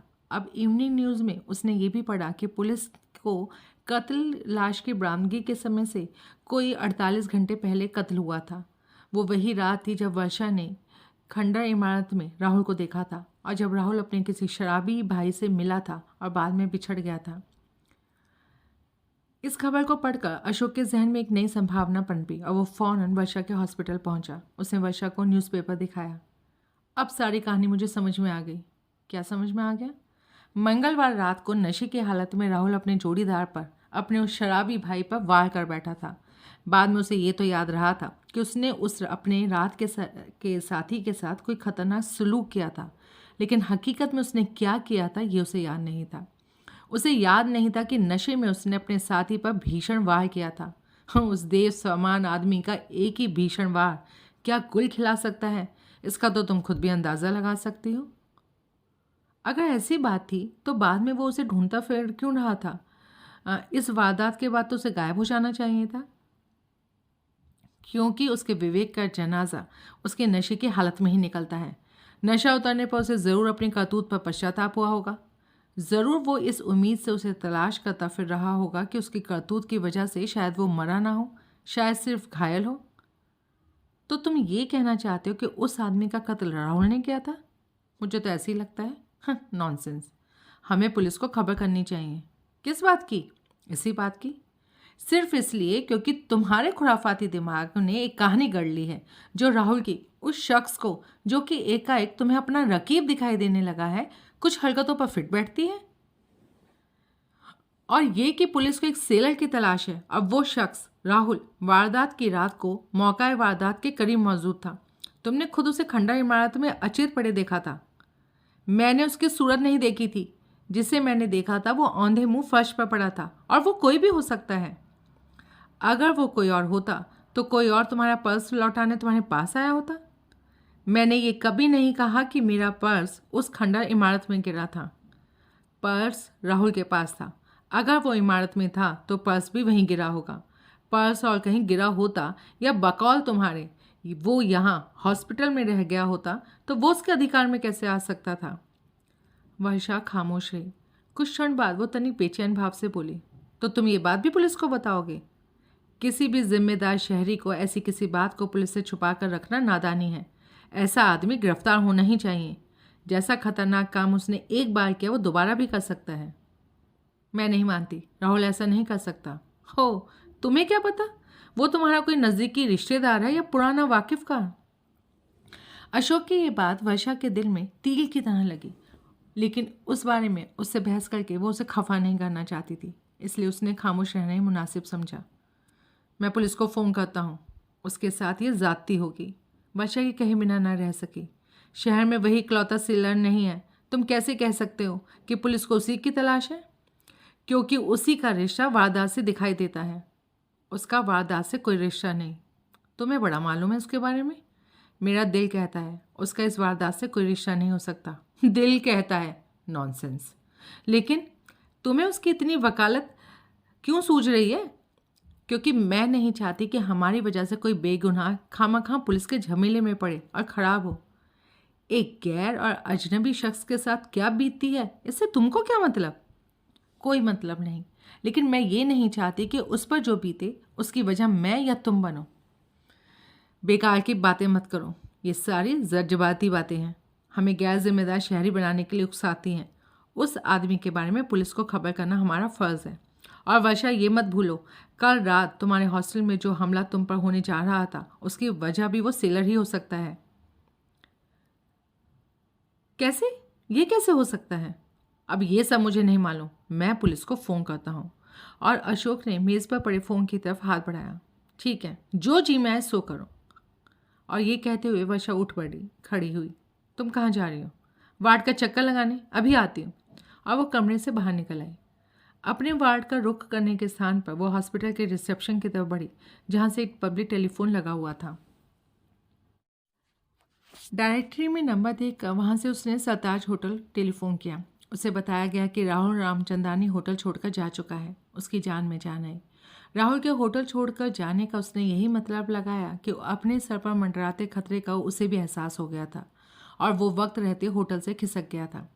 मन ही मन भगवान से ये प्रार्थना करते हुए कि वो अपने जहाज़ पर सवार होकर बम्बई से भी सुरक्षित कूच कर जाए, वो वापस लौटी।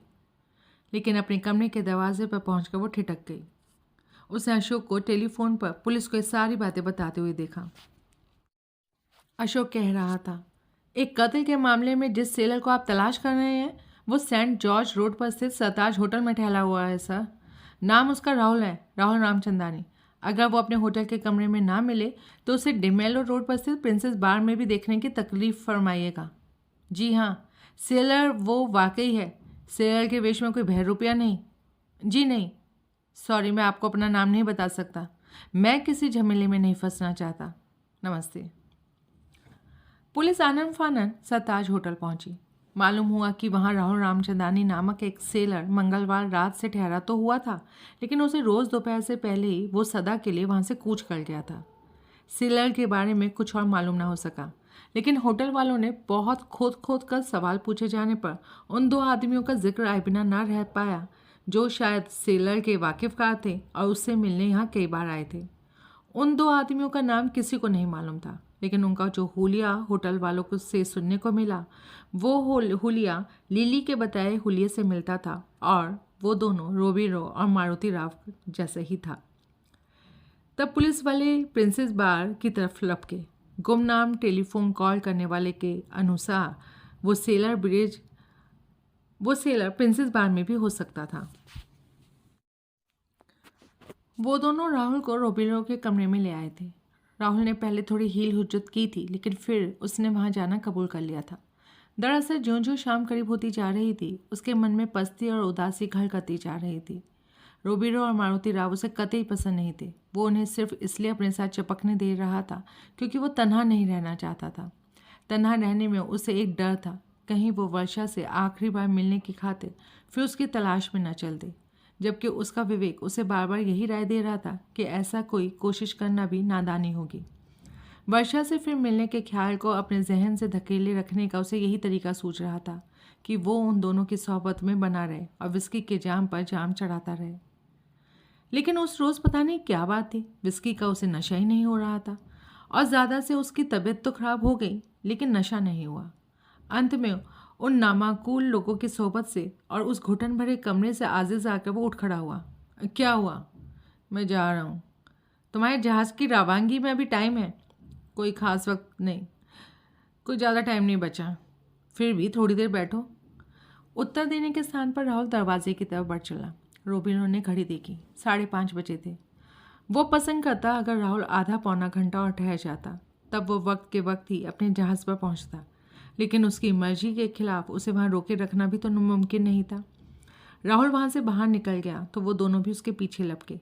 वो इमारत से बाहर निकले तो उन्होंने राहुल को अपने ओवरकोट की जेब में हाथ धंसाए लंबा डग भरते हुए फुटपाथ पर चलते पाया।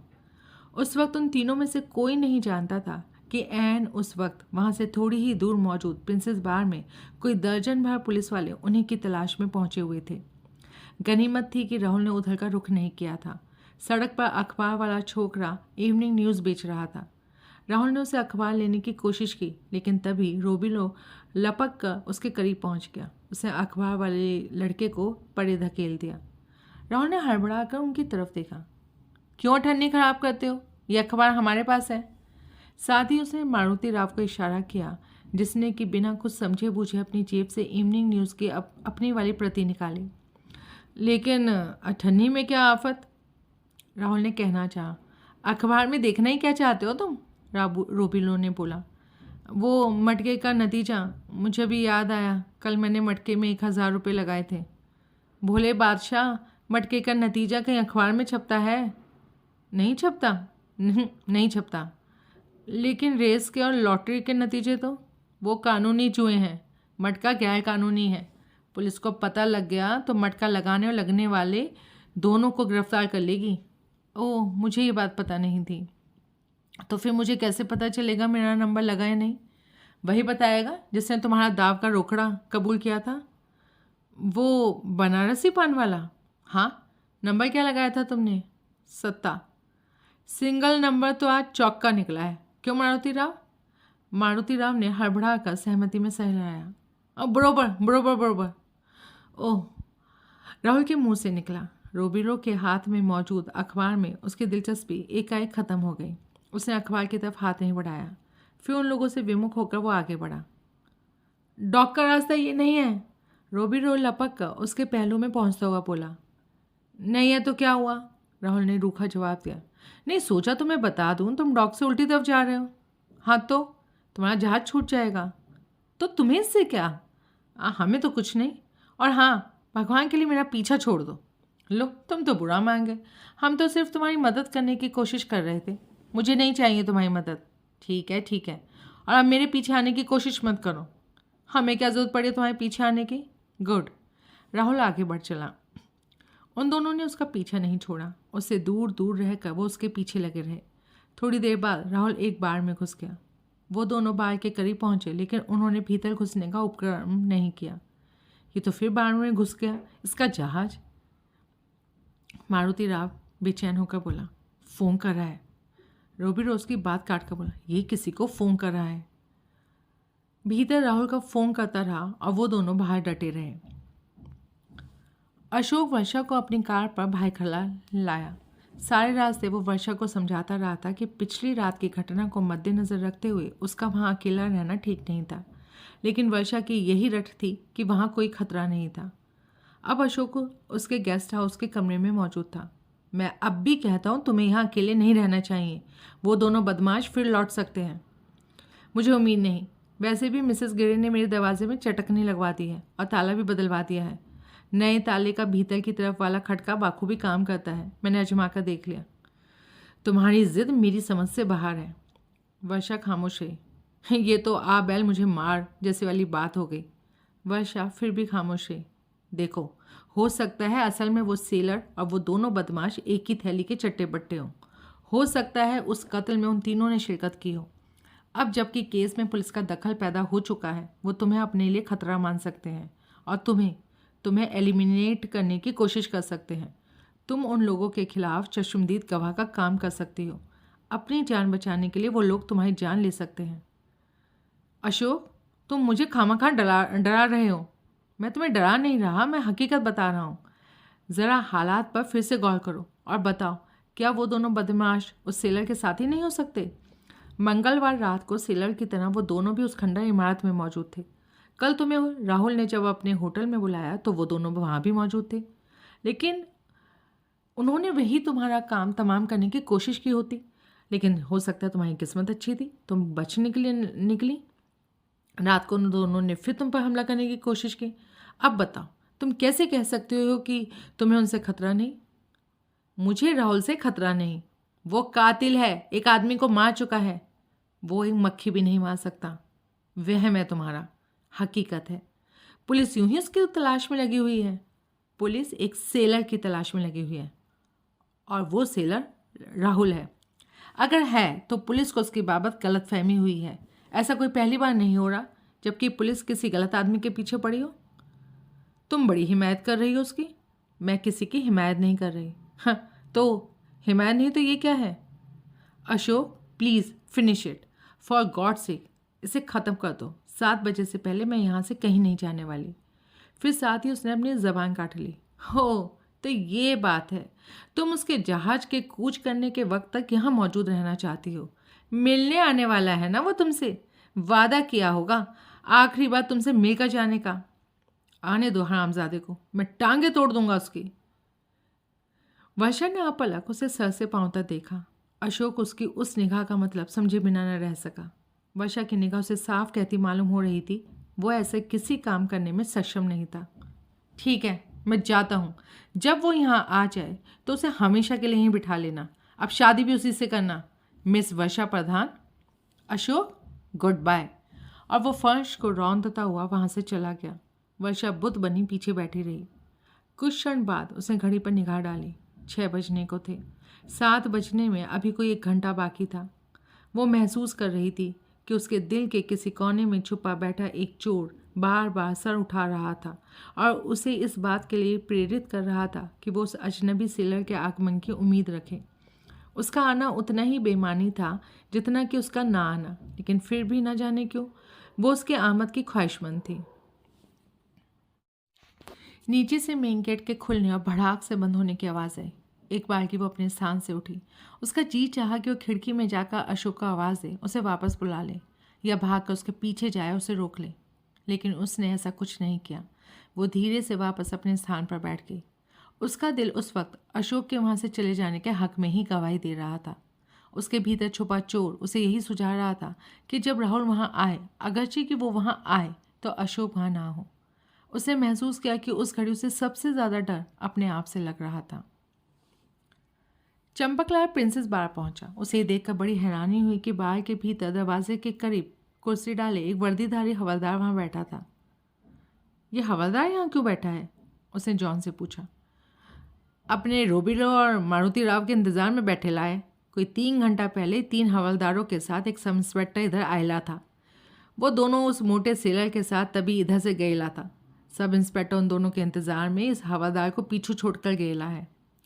पुलिस को उन दोनों की तलाश क्यों है? अपन को नहीं मालूम साहब, लेकिन धोते की वजह से हो सकती है। पुलिस इधर धोते की बाबत भी पूछताछ करेला था।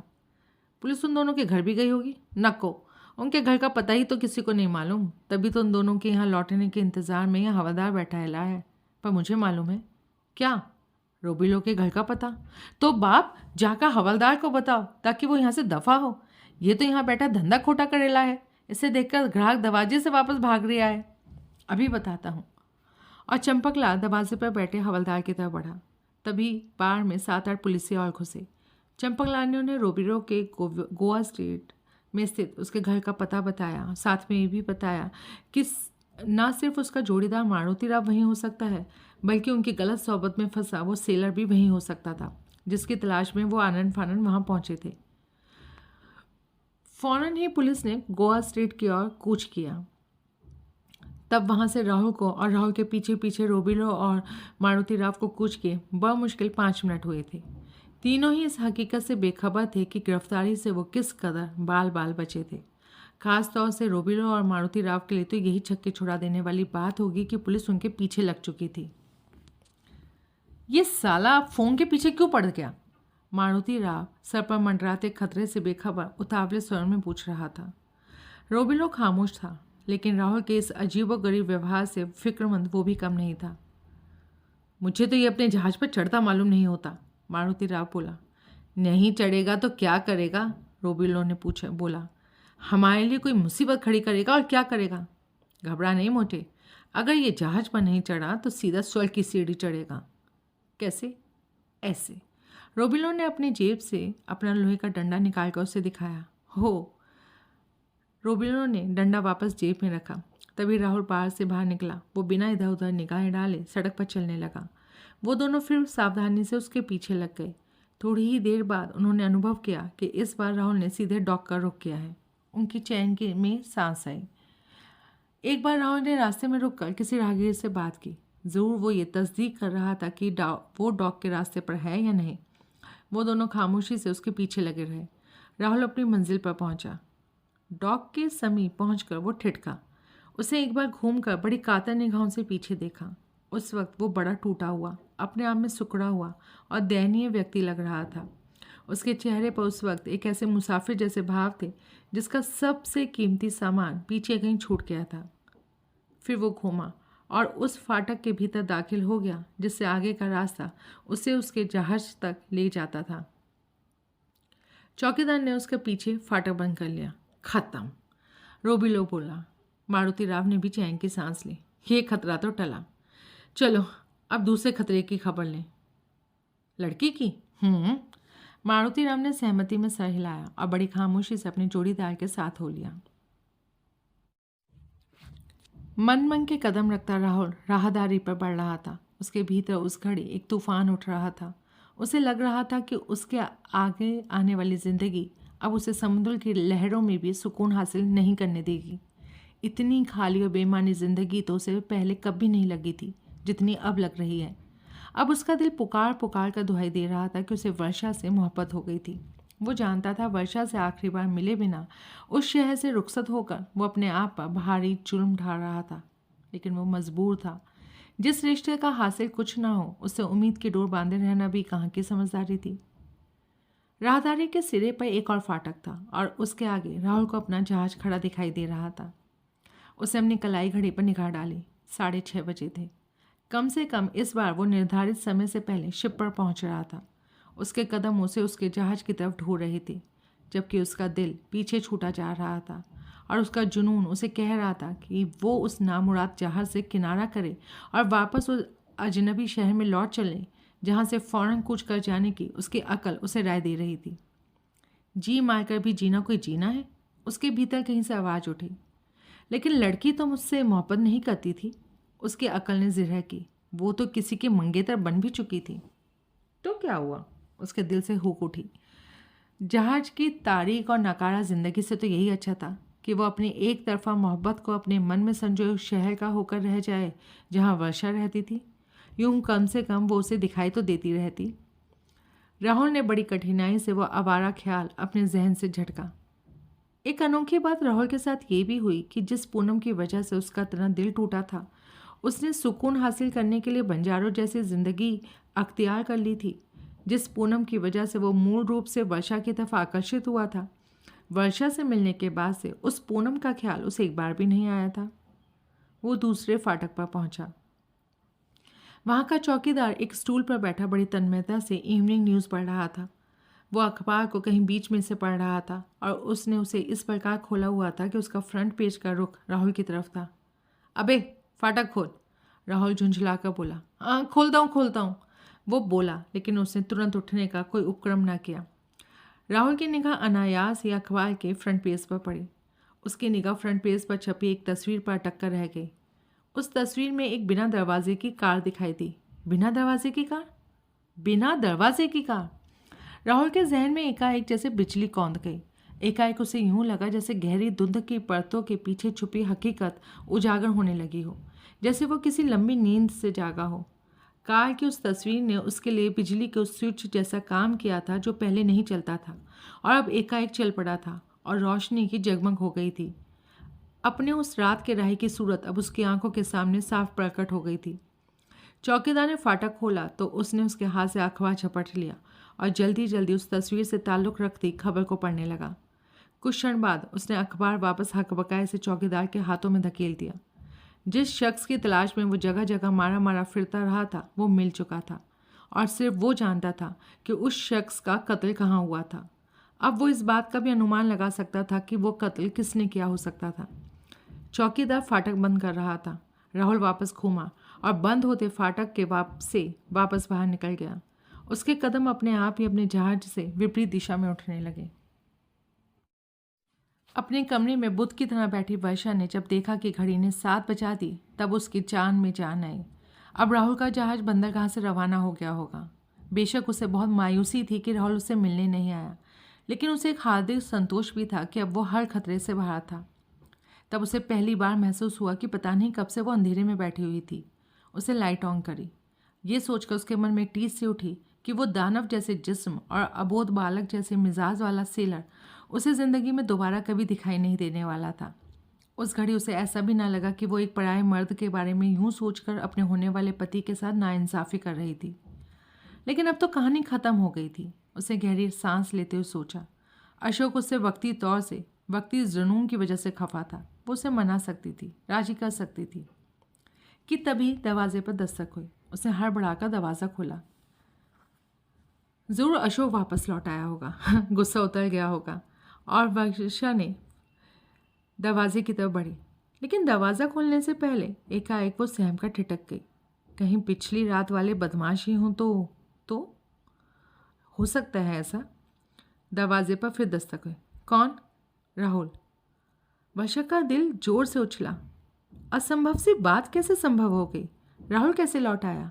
क्या उसकी वजह से? आगे वो सोच न सकी। उसका दिल नगाड़े की तरह बजने लगा था और पता नहीं क्यों एकाएक वो सर से पांव तक थर-थर कांपने लगी। कांपते हाथों से उसने दरवाज़ा खोला। सामने राहुल खड़ा था। उसने मुस्कुराते हुए कमरे में कदम रखा। किसी अज्ञात भावना से प्रेरित होकर वर्षा उसके विशाल सीने से जा लगी और रोने लगी। राहुल ने अपने पाँव की ठोकर से अपने पीछे का दरवाज़ा बंद किया। उसके हाथ अपने आप ही वर्षा के नाजुक जिस्म के गिर्द लपेट गए। उस घड़ी उसे स्वर्गिक सुख की अनुभूति हो रही थी। तुम लौट आए। जल्दी ही जुनून का वो दौर गुजर गया और अपने आप से शर्मिंदा होते हुए वो राहुल से अलग हुई। वो मुस्कुराया। मुझे तो विश्वास ही नहीं हो रहा कि मैं लौट कर वापस तुम्हारे पास आया हूँ, और मुझे ये यकीन नहीं हो रहा कि मैं तुम्हें अपनी आंखों के सामने देख रही हूँ। मैं तुमको ये बताने के लिए वापस आया था कि मैं तुम्हें बताऊं कि असल में मंगलवार रात को क्या हुआ था। मुझे मालूम है उस रात क्या हुआ था। उस रात तुमने नशे में अपने उस साथी का खून कर दिया था। मैंने? हाँ। नहीं, मैंने खून नहीं किया। तुम नशे में थे, तुम भूल गए, शायद तुमने ही खून किया है। नहीं नहीं, मैंने नहीं किया। तो तुमको यहाँ नहीं आना चाहिए था। तुम गिरफ्तार हो सकते हो। 7 तो बज चुके तुम्हारा जहाज। मेरा जहाज मुझे छोड़कर नहीं जाएगा। मेरे कैप्टन ने हमेशा मेरा इंतज़ार किया है, इस बार भी करेगा। लेकिन तुम सुनो सुनो सुनो। क्या सुनो? पहले तो ये बात कबूल करो, हमेशा की तरह मैं आज नशे में नहीं हूँ। ओके, तुम नशे में नहीं हो। अब ये भी कबूल करो मैंने किसी का खून नहीं किया। लेकिन धोते नाम के उस आदमी का कत्ल हुआ है और तुम। अच्छा, पूरी बात सुनो। देखो, पिछले 3 दिनों से नशे ने मेरे दिमाग को जड़ किया हुआ था। जो बात मुझे अपने दिमाग पर जोर देने पर भी याद नहीं आ रही थी, वो अब सब धीरे धीरे मुझे याद आ गई। अब मैं तुम्हें बताता हूँ मंगलवार को क्या हुआ था। मैं नशे में था। उस रात को मैंगलोर स्ट्रीट में अपने पीछे आता जो आदमी तुमने देखा था वो मैं था। लेकिन तुम तो इमारत के भीतर वाले कमरे में फर्श पर वो धोते था। वहाँ फर्श पर पड़े धोते को, उस शख्स को जिसकी कल रात लाश बरामद हुई है, वहाँ पर वो नशे में नहीं लेटा हुआ था।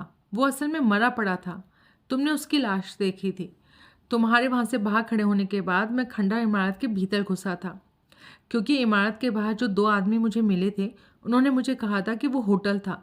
नशे ने मेरी मति को भ्रष्ट किया हुआ था। उन दोनों के चले जाने के बाद भी ये बात मेरे जहन में बसती रही कि वो होटल था।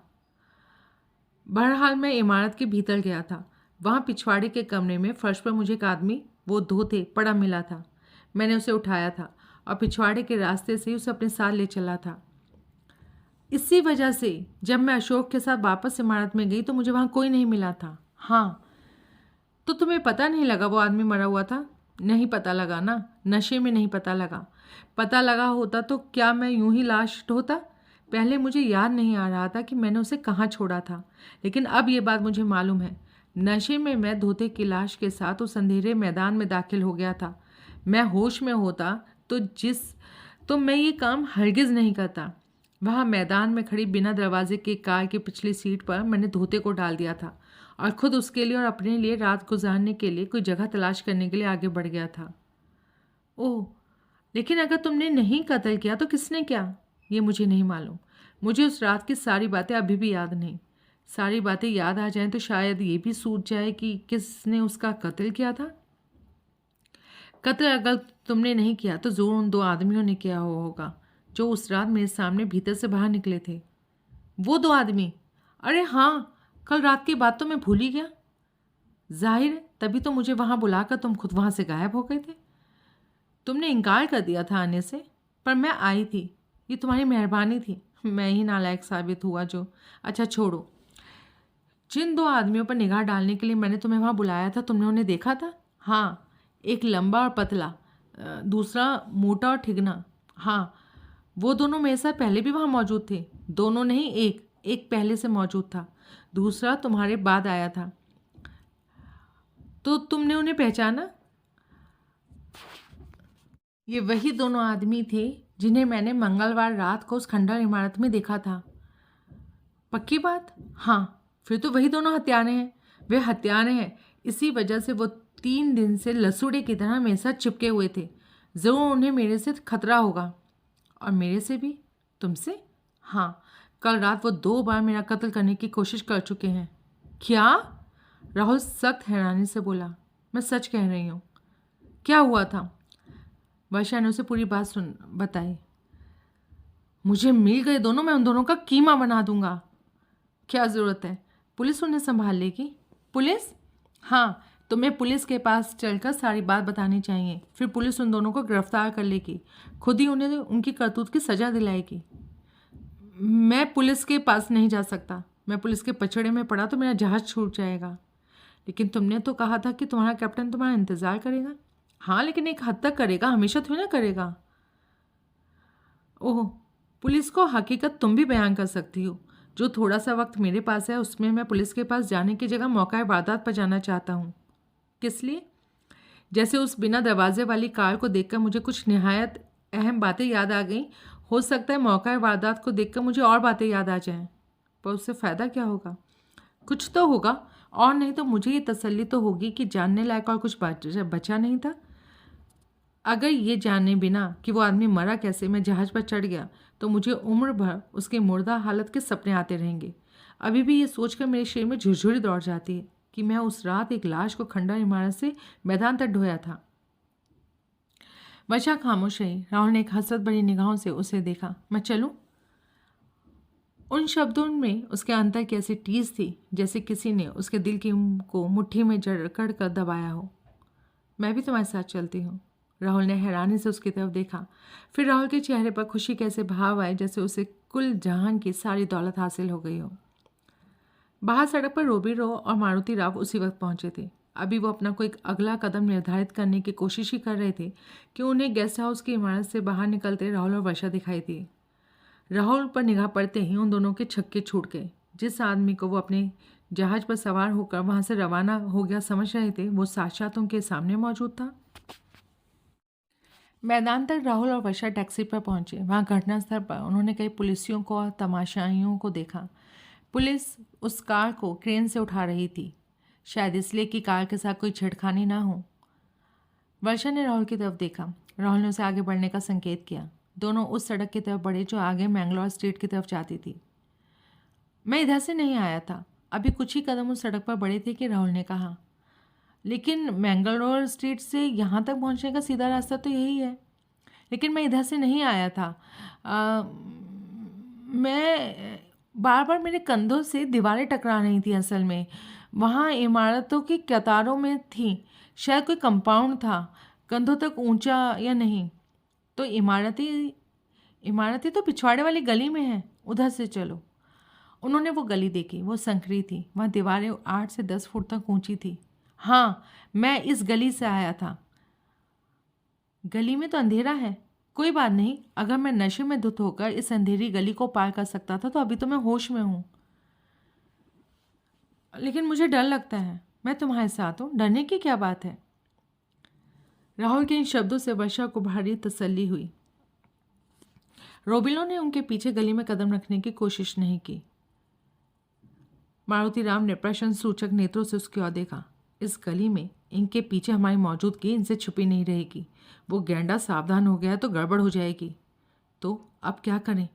बहरहाल सड़क से आगे बढ़ते हैं, देख लेंगे ये पट्टा कहाँ पहुँचेगा। पहुँचेगा तो ये मैंगलोर स्ट्रीट ही ना, वहाँ खंडा इमारत में। लेकिन ये वहाँ जा क्यों रहा है? अभी पता चल जाएगा। अपने घर पहुंचने पर अशोक का गुस्सा उतर चुका था। अपने व्यवहार पर उसे शर्म आने लगी। वर्षा से माफ़ी मांगने की नीयत से उसने कई बार फ़ोन किया, पर घंटी बज रही थी। कोई जवाब नहीं मिला। पता नहीं फ़ोन ख़राब था या दूसरे सिरे पर घंटी बज ही नहीं रही थी, या फ़ोन उठाने के लिए वर्षा वहाँ मौजूद नहीं थी। लेकिन वर्षा को अब कहाँ जाना था? वो सेलर तो जा चुका होगा। उसका जहाज भी बंदरगाह से कूच कर चुका होगा। अंत में उसने सोचा कि वो क्यों ना मिसेस ग्रे को फ़ोन कर ले। फ़ौरन जवाब मिला। अशोक ने उसे अपना परिचय दिया और वर्षा पर से बात करने की बात कही। वर्षा अपने कमरे में नहीं है। अभी थोड़ी देर पहले मैंने उसे बाहर जाते देखा। अकेले? नहीं, उसके साथ एक बहुत ही लंबा चौड़ा आदमी था। क्या लंबा चौड़ा आदमी? सेलर की वर्दी पहने था? वर्दी तो मुझे नहीं दिखाई दी, पर हाँ, लंबा ओवरकोट पहने था, नीले रंग का। हाँ। वो गए कैसे हैं? टैक्सी पर। उस आदमी को तो अपने जहाज पर होना चाहिए था। वो वर्षा के पास क्या कर रहा था? और राहुल उसके साथ टैक्सी पर कहाँ गया होगा? उफ, क्या हो गया उसको? लेकिन एक जगह हो सकती है। वो अंधेरी गली खंडर इमारत के पिछवाड़े की गर्ज से जा मिली। यही था मेरा उस रोज़ का रास्ता। वहाँ पहुँचते ही राहुल गारंटी के साथ बोला, अब अब पिछवाड़े से ही इमारत के भीतर चलते हैं। तो तुमको कोई नई बात याद आई? सिवाय इस रास्ते के और कोई नहीं। भीतर चलो, शायद मुझे कुछ और बात याद आ जाए। जहाँ मैंने लाश पड़ी देखी थी, वो तो मैंने तुम्हें परसों रात बताई थी। एक बार और, परसों में और आज में फ़र्क है। परसों मैं नशे में था, आज मैं होश में हूँ। दोनों पिछवाड़े के रास्ते खंडर इमारत के कंपाउंड में चले गए। वर्षा उसे पिछवाड़े के कमरे में ले आई। हाँ, वर्षा के मुंह खोलने से पहले ही राहुल बोल पड़ा। वो वहाँ खिड़की के करीब फर्श पर पड़ा था। बड़ी मुश्किल से मैंने उसके बगलों में हाथ डालकर उसे सीधा किया, उसके पैरों पर खड़ा किया। तब तक शायद उसका कत्ल हुए थोड़ा अरसा हो चुका था। लाश अकड़ी नहीं थी, ठंडी नहीं थी, इसलिए मैं धोखा खा गया। मैंने समझा कि वो मरा नहीं है, बल्कि नशे में टुन है, मेरी तरह से, बल्कि मुझसे भी ज़्यादा। और तभी तुमने बेध्यानी में यहाँ लाश के करीब गिरा मेरा पर्स उठाकर अपने ओवरकोट में डाल लिया। हाँ, मुझे लगा इस आदमी का पर्स था वो, इसलिए डाला। और अब मुझे उन दो आदमियों की भी शक्लें याद आ गईं। वो दोनों रोबिरो और मारुति राव ही थे। उन्होंने ही मुझे सामने सड़क पर वो मुझे मिले और होटल का पता पूछने पर इस खंडर को 5 स्टार होटल ताजमहल बताया था। अब पुलिस के पास चलें? मेरे पास टाइम नहीं है वर्षा, मैं ज़रूर जाता। तुम्हारे बयान से भी ये मामला सॉल्व हो जाएगा। मैं अपना बयान लिखकर तुम्हें दे देता हूँ। यहाँ पे बहुत अंधेरा है, चलो कहीं रोशनी की जगह पर चलते हैं ताकि मैं अपना बयान लिखकर तुम्हें दे सकूँ। जैसे ही वो दोनों पीछे पलटे, तभी वर्षा के मुंह से घुटी हुई चीख निकली। दरवाजे पर पता नहीं कब से प्रेत की तरह से वो दोनों कान खड़े हुए थे। रोबिरो मारुति राव से एक कदम आगे था। उसके हाथ में लोहे का डंडा पहले से मौजूद था। वर्षा की चीख सुनकर राहुल वापस घूमा। तभी रोबिरो के डंडे का पहला वार उसकी कनपटी पर पड़ा। उसके सर से उसकी पीक कैप उतर गई और वो लड़खड़ा कर एक और झुका। डंडे का दूसरा, पहले से ज़्यादा भरपूर वार उसकी खोपड़ी पर पड़ा। उसके घुटने मुड़ गए। वर्षा, भागो भागो, राहुल बड़ी कठिनाई से कह पाया। लेकिन वो किधर भागती? राहुल पर वार करने की खातिर रोबिरो तनिक परे हट गया था, लेकिन मारुति राव अभी भी दरवाजे पर जमा खड़ा था। डंडे के तीसरे वार ने राहुल जैसे शक्तिशाली आदमी को धूल चटा दी। वो मुंह के बल फर्श पर गिरा। उसकी खोपड़ी तरबूज की तरह फट गई। उसकी चेतना लुप्त हो गई। राहुल को निष्क्रिय हो चुका पाकर रोबिरो वर्षा की तरफ आकर्षित हुआ। राहुल को धराशायी होते देखकर वर्षा इस तरह से डर गई थी कि चीखना चाहकर भी चीख नहीं पाई। रोबिरो बड़े इत्मीनान से उसकी तरफ बढ़ रहा था। वो जानता था लड़की बेबस है, भाग नहीं सकती। फटी फटी आंखों से उसे देखती हुई वर्षा यंत्रचालित सी पीछे हटती चली गई, जब तक कि उसकी पीठ सीढ़ियों की रेलिंग से न जा लगी। वहां से उसने तनिक पहलू बदला और वह लड़खड़ा कर पहली सीढ़ी पर गिरी। उसी क्षण रोबिरो ने उस पर डंडे का वार किया और वो लड़खड़ा कर अगर नीचे ना गिरी होती तो एक ही बार में उसका काम तमाम हो जाता। कहाँ बचेगी साली, रोबिरो कहकर उसके पीछे भागा। सीढ़ियाँ लकड़ी की थी, बुरी तरह से चरमरा गई। एक बार उसके सैंडल की एड़ी कहीं फंसी और वो लड़खड़ा कर आगे को गिरी। सहारे के लिए उसने हाथ बढ़ाकर रेलिंग थामी। साथ ही उसका कंधा रेलिंग से कहीं टकराया। एक जोर से आवाज़ आई और रेलिंग का एक हिस्सा टूटकर नीचे जा गिरा। उसके साथ ही नीचे जा गिरने से वर्षा बाल बाल बची। टूटी रेलिंग रोबिरो के डंडे वाली बांह से टकराई। डंडा उसके हाथ से निकल गया और वो कड़हाता हुआ दोहरा हो गया। मोटे, अबे साले पकड़ अपनी अम्मा को। मारुति हड़बड़ा कर सीढ़ियों की तरफ बढ़ा, फिर वर्षा के पीछे लपका। तब तक रोबिरो भी संभल गया। उसने फर्श पर से डंडा उठाया और सीढ़ियाँ चढ़ने लगा। तब तक वर्षा पहली मंजिल तक पहुंच चुकी थी। उसने एक बंद दरवाजे को धक्का दिया और लपक कर भीतर दाखिल हुई। भीतर पहला कदम पड़ती वो ठिठक ना गई होती तो उसका काम वैसे ही तमाम हो जाता। उस कमरे की सिर्फ 4 दीवारें खड़ी थी। फर्श टूटकर गिर चुका था। एक कुएं जैसा गहरा लग रहा था। वो बाहर निकली। बेचैनी से एक बार अपने पीछे झाँका और फिर उस कमरे में कदम रखा जिसका फर्श लकड़ी का था। उस कमरे के पल्ले सिरे पर उसे खिड़की दिखाई दी। उसको अंधेरे में आशा की एक किरण दिखाई दी। शायद उस खिड़की के रास्ते बाहर निकल पाना संभव हो। वो वहाँ से छलांग भी लगा देती तो उन हथियारों के हाथ पकड़ने पड़ने से तो बहुत ही अच्छा था। फिर तभी लकड़ी के फर्श के खस्ता हाल पर उसकी निगाह पड़ी तो उसकी सांस सूख गई। खिड़की तक कैसे पहुंचेगी? हिम्मत करके वो फर्श के साबुत हिस्सों पर पांव रखते हुए खिड़की तक बढ़ी। फर्श की लकड़ी बीच में से बिल्कुल टूटी हुई थी, इसलिए खिड़की तक पहुंचने के लिए दीवार के साथ साथ चलना जरूरी था। वहां भी कहीं कहीं फर्श की लकड़ी सिरे से ही गायब थी, लेकिन नीचे के फर्श का सहारा देने वाली जो लकड़ी की बीम झांक रही थी, उस पर पाम रखकर वह धीरे धीरे आगे बढ़ी। आधा रास्ता पार कर चुकने के बाद वो अपने लक्ष्य खिड़की की तरफ झांकी तो उसने देखा कि बाहर फायर एस्केप की सीढ़ियाँ गुजरती हैं। उसकी उम्मीद बढ़ गई, कम से कम उसे खिड़की से बाहर छलांग तो नहीं लगानी पड़ेगी। उसी क्षण रोबिरो और मारुति राव एक साथ उस विशाल कमरे में प्रकट हुए। उस कमरे की छत क्योंकि ध्वस्त हो चुकी थी, इसलिए वहाँ एकदम अंधेरा नहीं था, इसलिए अपने से 10-12 फुट दूर दीवार के साथ साथ आगे बढ़ती वर्षा उन्हें तुरंत दिखाई दे गई। रोबिरो को समझते देर नहीं लगी कि वो खिड़की तक पहुंचने की फिराक में थी। दोनों ने एक साथ आगे कदम बढ़ाया कि लकड़ी का फर्श बुरी तरह से चरमराया और यूं हिला जैसे भूचाल आ गया। दोनों घबराकर पीछे हट गए। फर्श कमज़ोर है, रोबिलो बोला। हो सकता है ये 2 आदमियों का बोझ ना संभाल सके। मैं लड़की के पीछे जाता हूँ, तू बाद में आना। ठीक है, मारुति राव बोला। रोबिलो आगे बढ़ा। लड़की की तरह उसने भी दीवार के साथ साथ आगे बढ़ना शुरू किया और कुछ क्षण बाद मारुति राव ने। वर्षा के मुकाबले वो दोनों वजनी थे और इसलिए उनके हर कदम के साथ नीचे के कदम में धूल मिट्टी बरसने लगती थी। कहीं कहीं से ईंटें उखड़कर गिरने लगती थी। वर्षा खिड़की के करीब पहुंच चुकी थी। वो खिड़की एक बालकनी के अंदाज में बनी हुई थी। फर्श का हिस्सा होने की जगह इमारत की बुनियाद का हिस्सा मालूम होती थी। खिड़की के आगे का फर्श ठोस पत्थर का था और उसका वजन दीवार पर था, यानी कि कमरे का लकड़ी का फर्श गिर जाने से खिड़की गिरने की संभावना नहीं थी और वो तभी गिर सकती थी जबकि दीवार भी साथ गिरती। उसने खिड़की खोलने की कोशिश की तो पाया कि खिड़की पर कुछ कीलें इस प्रकार जड़ी थी कि उखड़े बिना खिड़की नहीं खुल सकती थी। उसका दिल डूबने लगा। अब वो उल्टे और ज़्यादा फंस गई थी। वो दोनों राक्षस पूरे विश्वास के साथ उसके पीछे बढ़ रहे थे, किसी भी क्षण उसके सर तक पहुंच सकते थे। उसके पीछे आते वो दोनों अगल बगल खड़े थे और अपलक उसे देख रहे थे। रोबिरो के चेहरे पर विष भरी मुस्कुराहट पैदा हुई। उसे अपने डंडे वाला हाथ ऊपर उठाया। वर्षा चीखी। चीख की तीखी आवाज़ से राहुल की तंद्रा टूटी। उसने उठने की कोशिश पाई तो खुद को खून से नहाया हुआ पाया। बड़ी मुश्किल से उसने आंखें खोली और कोट की आस्तीनों से आंखें पूछी तो वो कुछ देखने के काबिल हुआ। उसके आंखों के सामने लाल पीले सितारे नाच रहे थे। चीख की आवाज़ उसे फिर सुनाई दी और इस बार उसने आवाज़ साफ पहचानी।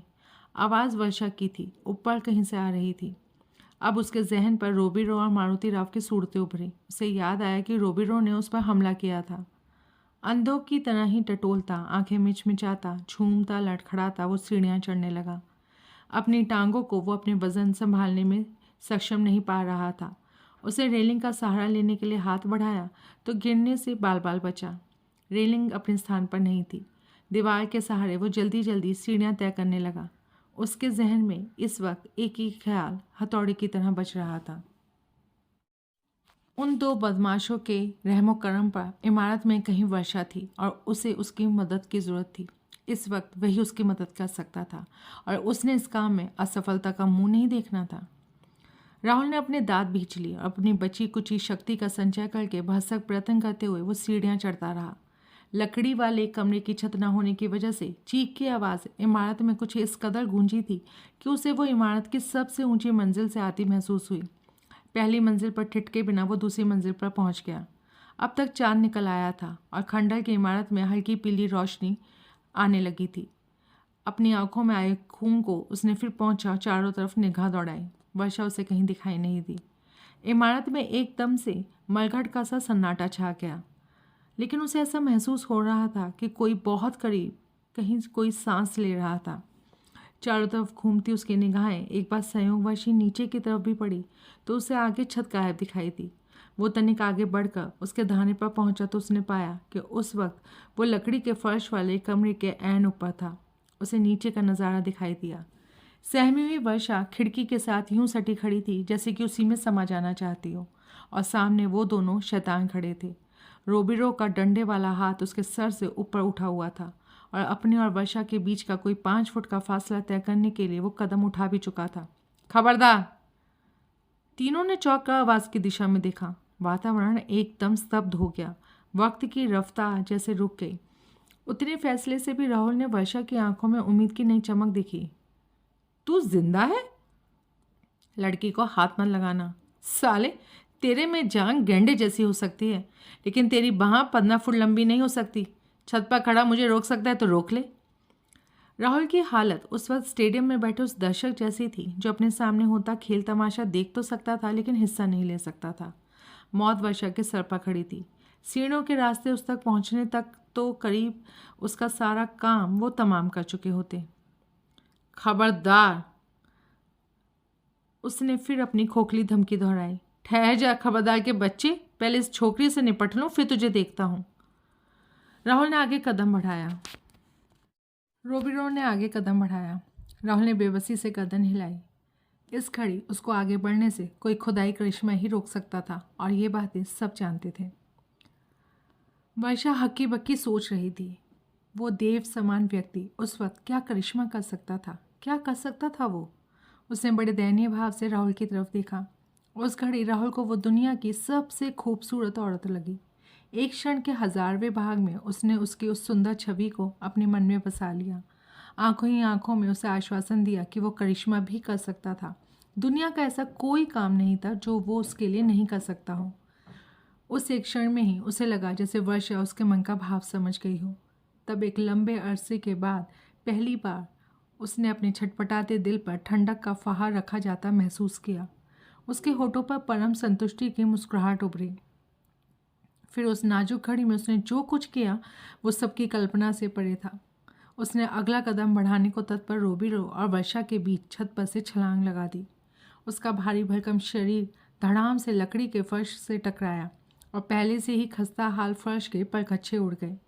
न सिर्फ सारा का सारा फर्श टूटकर नीचे गिरने लगा, बल्कि उसके साथ साथ वो दीवार भी धराशायी होने लगी जिसके पहलू में रोबीरो और मारुति राव खड़े थे। फिर लकड़ी, ईंट, पत्थर, प्लस्तर के मलबे में 3 आकृतियां गायब हो गईं।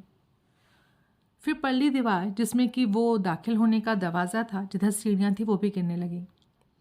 केवल एक दीवार दूसरी मंजिल तक खड़ी रह गई, जिसकी बालकनी नुमा खिड़की में अब वर्षा टंगी हुई थी। धूल मिट्टी का ऐसा गुबार उसके सामने उठा था कि उसकी आंखें अंधी होकर रह गई। वो सिर्फ इतना ही महसूस कर रही थी कि अभी उसके सामने उसकी मौत के यमदूत खड़े थे और अभी वो गायब थे। अभी ऊपर छत पर राहुल खड़ा नीचे झांक रहा था और अब वो भी गायब था। करिश्मा हो चुका था। उसके सर पर से मौत का खतरा टल चुका था। वो धीरे से बालकनी के सिल पर बैठ गई। उसका शरीर पत्ती की तरह कांप रहा था, इसलिए वो बड़ी कठिनाई से अपना सर दीवार के साथ टिका पाए। Rahul, my sweet heart. तभी सड़क पर कहीं फ्लाइंग स्क्वाड के सायरन की आवाज़ आई। उपसंहार। खंडर इमारत के सामने इलाके के लोगों की भारी भीड़ जमा थी। इमारत गिरने से ऐसे गगनभेदी शोर उठा कि इलाके में हाहाकार मच गया। पुलिस के साथ ही अशोक भी वहां पहुंचा था। उसी की निगाह सबसे पहले खिड़की के सिल पर उखड़ू बैठी वर्षा पर पड़ी थी। विषिप्त अवस्था में पहुंची वर्षा को सीढ़ी लगाकर वहां से उतारा गया। रोते करहाते बड़ी कठिनाई से वो बता पाया कि वहां क्या हुआ था। फिर आनन फानन वहां एम्बुलेंस और फायर ब्रिगेड भी पहुंचे। राहुल, राहुल, वर्षा अब भी बड़े दयनीय स्वर में बुदबुदा रही थी। फायर ब्रिगेड वालों ने मलबा हटाना शुरू किया। सबसे पहले रोबीरो की लाश बरामद हुई। उसकी कमर टूट चुकी थी, सारे जिस्म का भुरता बना हुआ था। फिर उससे भी बुरी हालत में मारुति राव का मृत शरीर निकाला गया। वर्षा का कलेजा मुंह को आने लगा। उन दोनों की हालत देखकर उसे राहुल के जीवित होने की संभावना नहीं थी, लेकिन जब राहुल को मलबे से बाहर निकाला जा रहा था तो उसकी नब्ज चलती पाई गई। ये करिश्मा था, वो जिंदा था। उसे स्ट्रेचर पर लिटा दिया गया। पूनम, पूनम। वर्षा दौड़कर उसके करीब पहुंची। मैं यहाँ हूँ राहुल, मैं यहाँ हूँ तुम्हारे पास। राहुल की पलकें फड़फड़ाईं। उसका खून से लथपथ चेहरा तनिक वर्षा की तरफ घूमा। वर्षा को अपने करीब देखकर दिए के आखिरी लौ की तरह उसकी आंखें चमकी। होठों पर क्षण भर के लिए मुस्कुराहट आई। तुम मेरे पास हो? हाँ राहुल, मैं तुम्हारे पास हूँ। मैं जीत गया, मेरा नंबर लग गया, मुझे मेरा इनाम मिल गया, माई लकी 7। और फिर एकाएक उसकी आंखों से जीवन ज्योति बुझ गई। राहुल! वर्षा पछाड़ खाकर उसके ऊपर गिर गई। अशोक ने बड़ी मुश्किल से वर्षा को राहुल के मृत शरीर से अलग किया और वो उसे लेकर जबरन परे चला गया। वो मर गया, उसने मेरे खातिर अपनी जान दे दी। चुप हो जाओ, वो तुम्हारा कोई नहीं था। फिर भी अशोक, उसने मेरी खातिर जान दे दी।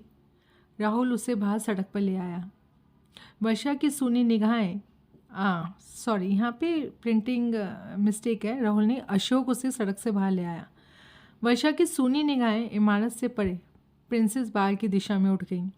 ये वो सड़क थी सिर्फ 3 दिन पहले जिस पर हाथी से जिस्म और चिड़िया से दिल वाला राहुल रामचंदानी नाम का सेलर नशे में उसके पीछे चला आ रहा था और डर से वो उस खंडर इमारत के भीतर जा छुपी थी।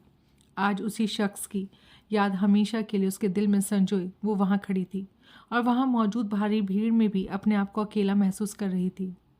राहुल रामचंदानी नाम के फरिश्ते का नाम उसके दिल में इतने गहरे अक्षरों में गुंथ गया कि उसके आने वाली ज़िंदगी में कोई भी उसे मिटाना तो दूर धुंधला भी नहीं कर सकता था।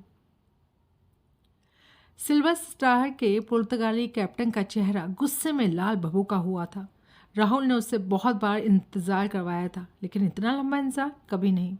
इस बार उसने राहुल को जहाज़ पर वक्त पर पहुंचने की विशेष चेतावनी दी थी और कमबख्त देखो गायब ही हो गया।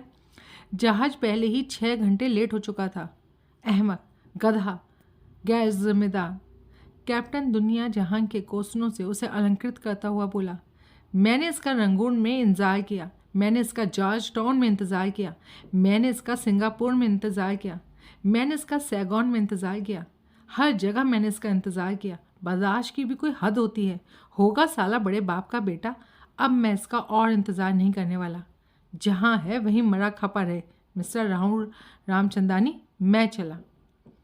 राहुल के अंजाम से बेखबर कैप्टन के आदेश पर सिल्वर स्टार अपने सफ़र में पहली बार राहुल को छोड़कर बंदरगाह से चल पड़ा। और इसी के साथ ये उपन्यास ख़त्म होता है। छोटा सा उपन्यास था पर बहुत अच्छा लिखा था। आप सबको ये ज़रूर पसंद आएगा, इस उम्मीद के साथ आप सबको धन्यवाद सुनने के लिए और नई कहानी में मेरे साथ बने रहने की आशा के साथ नमस्कार।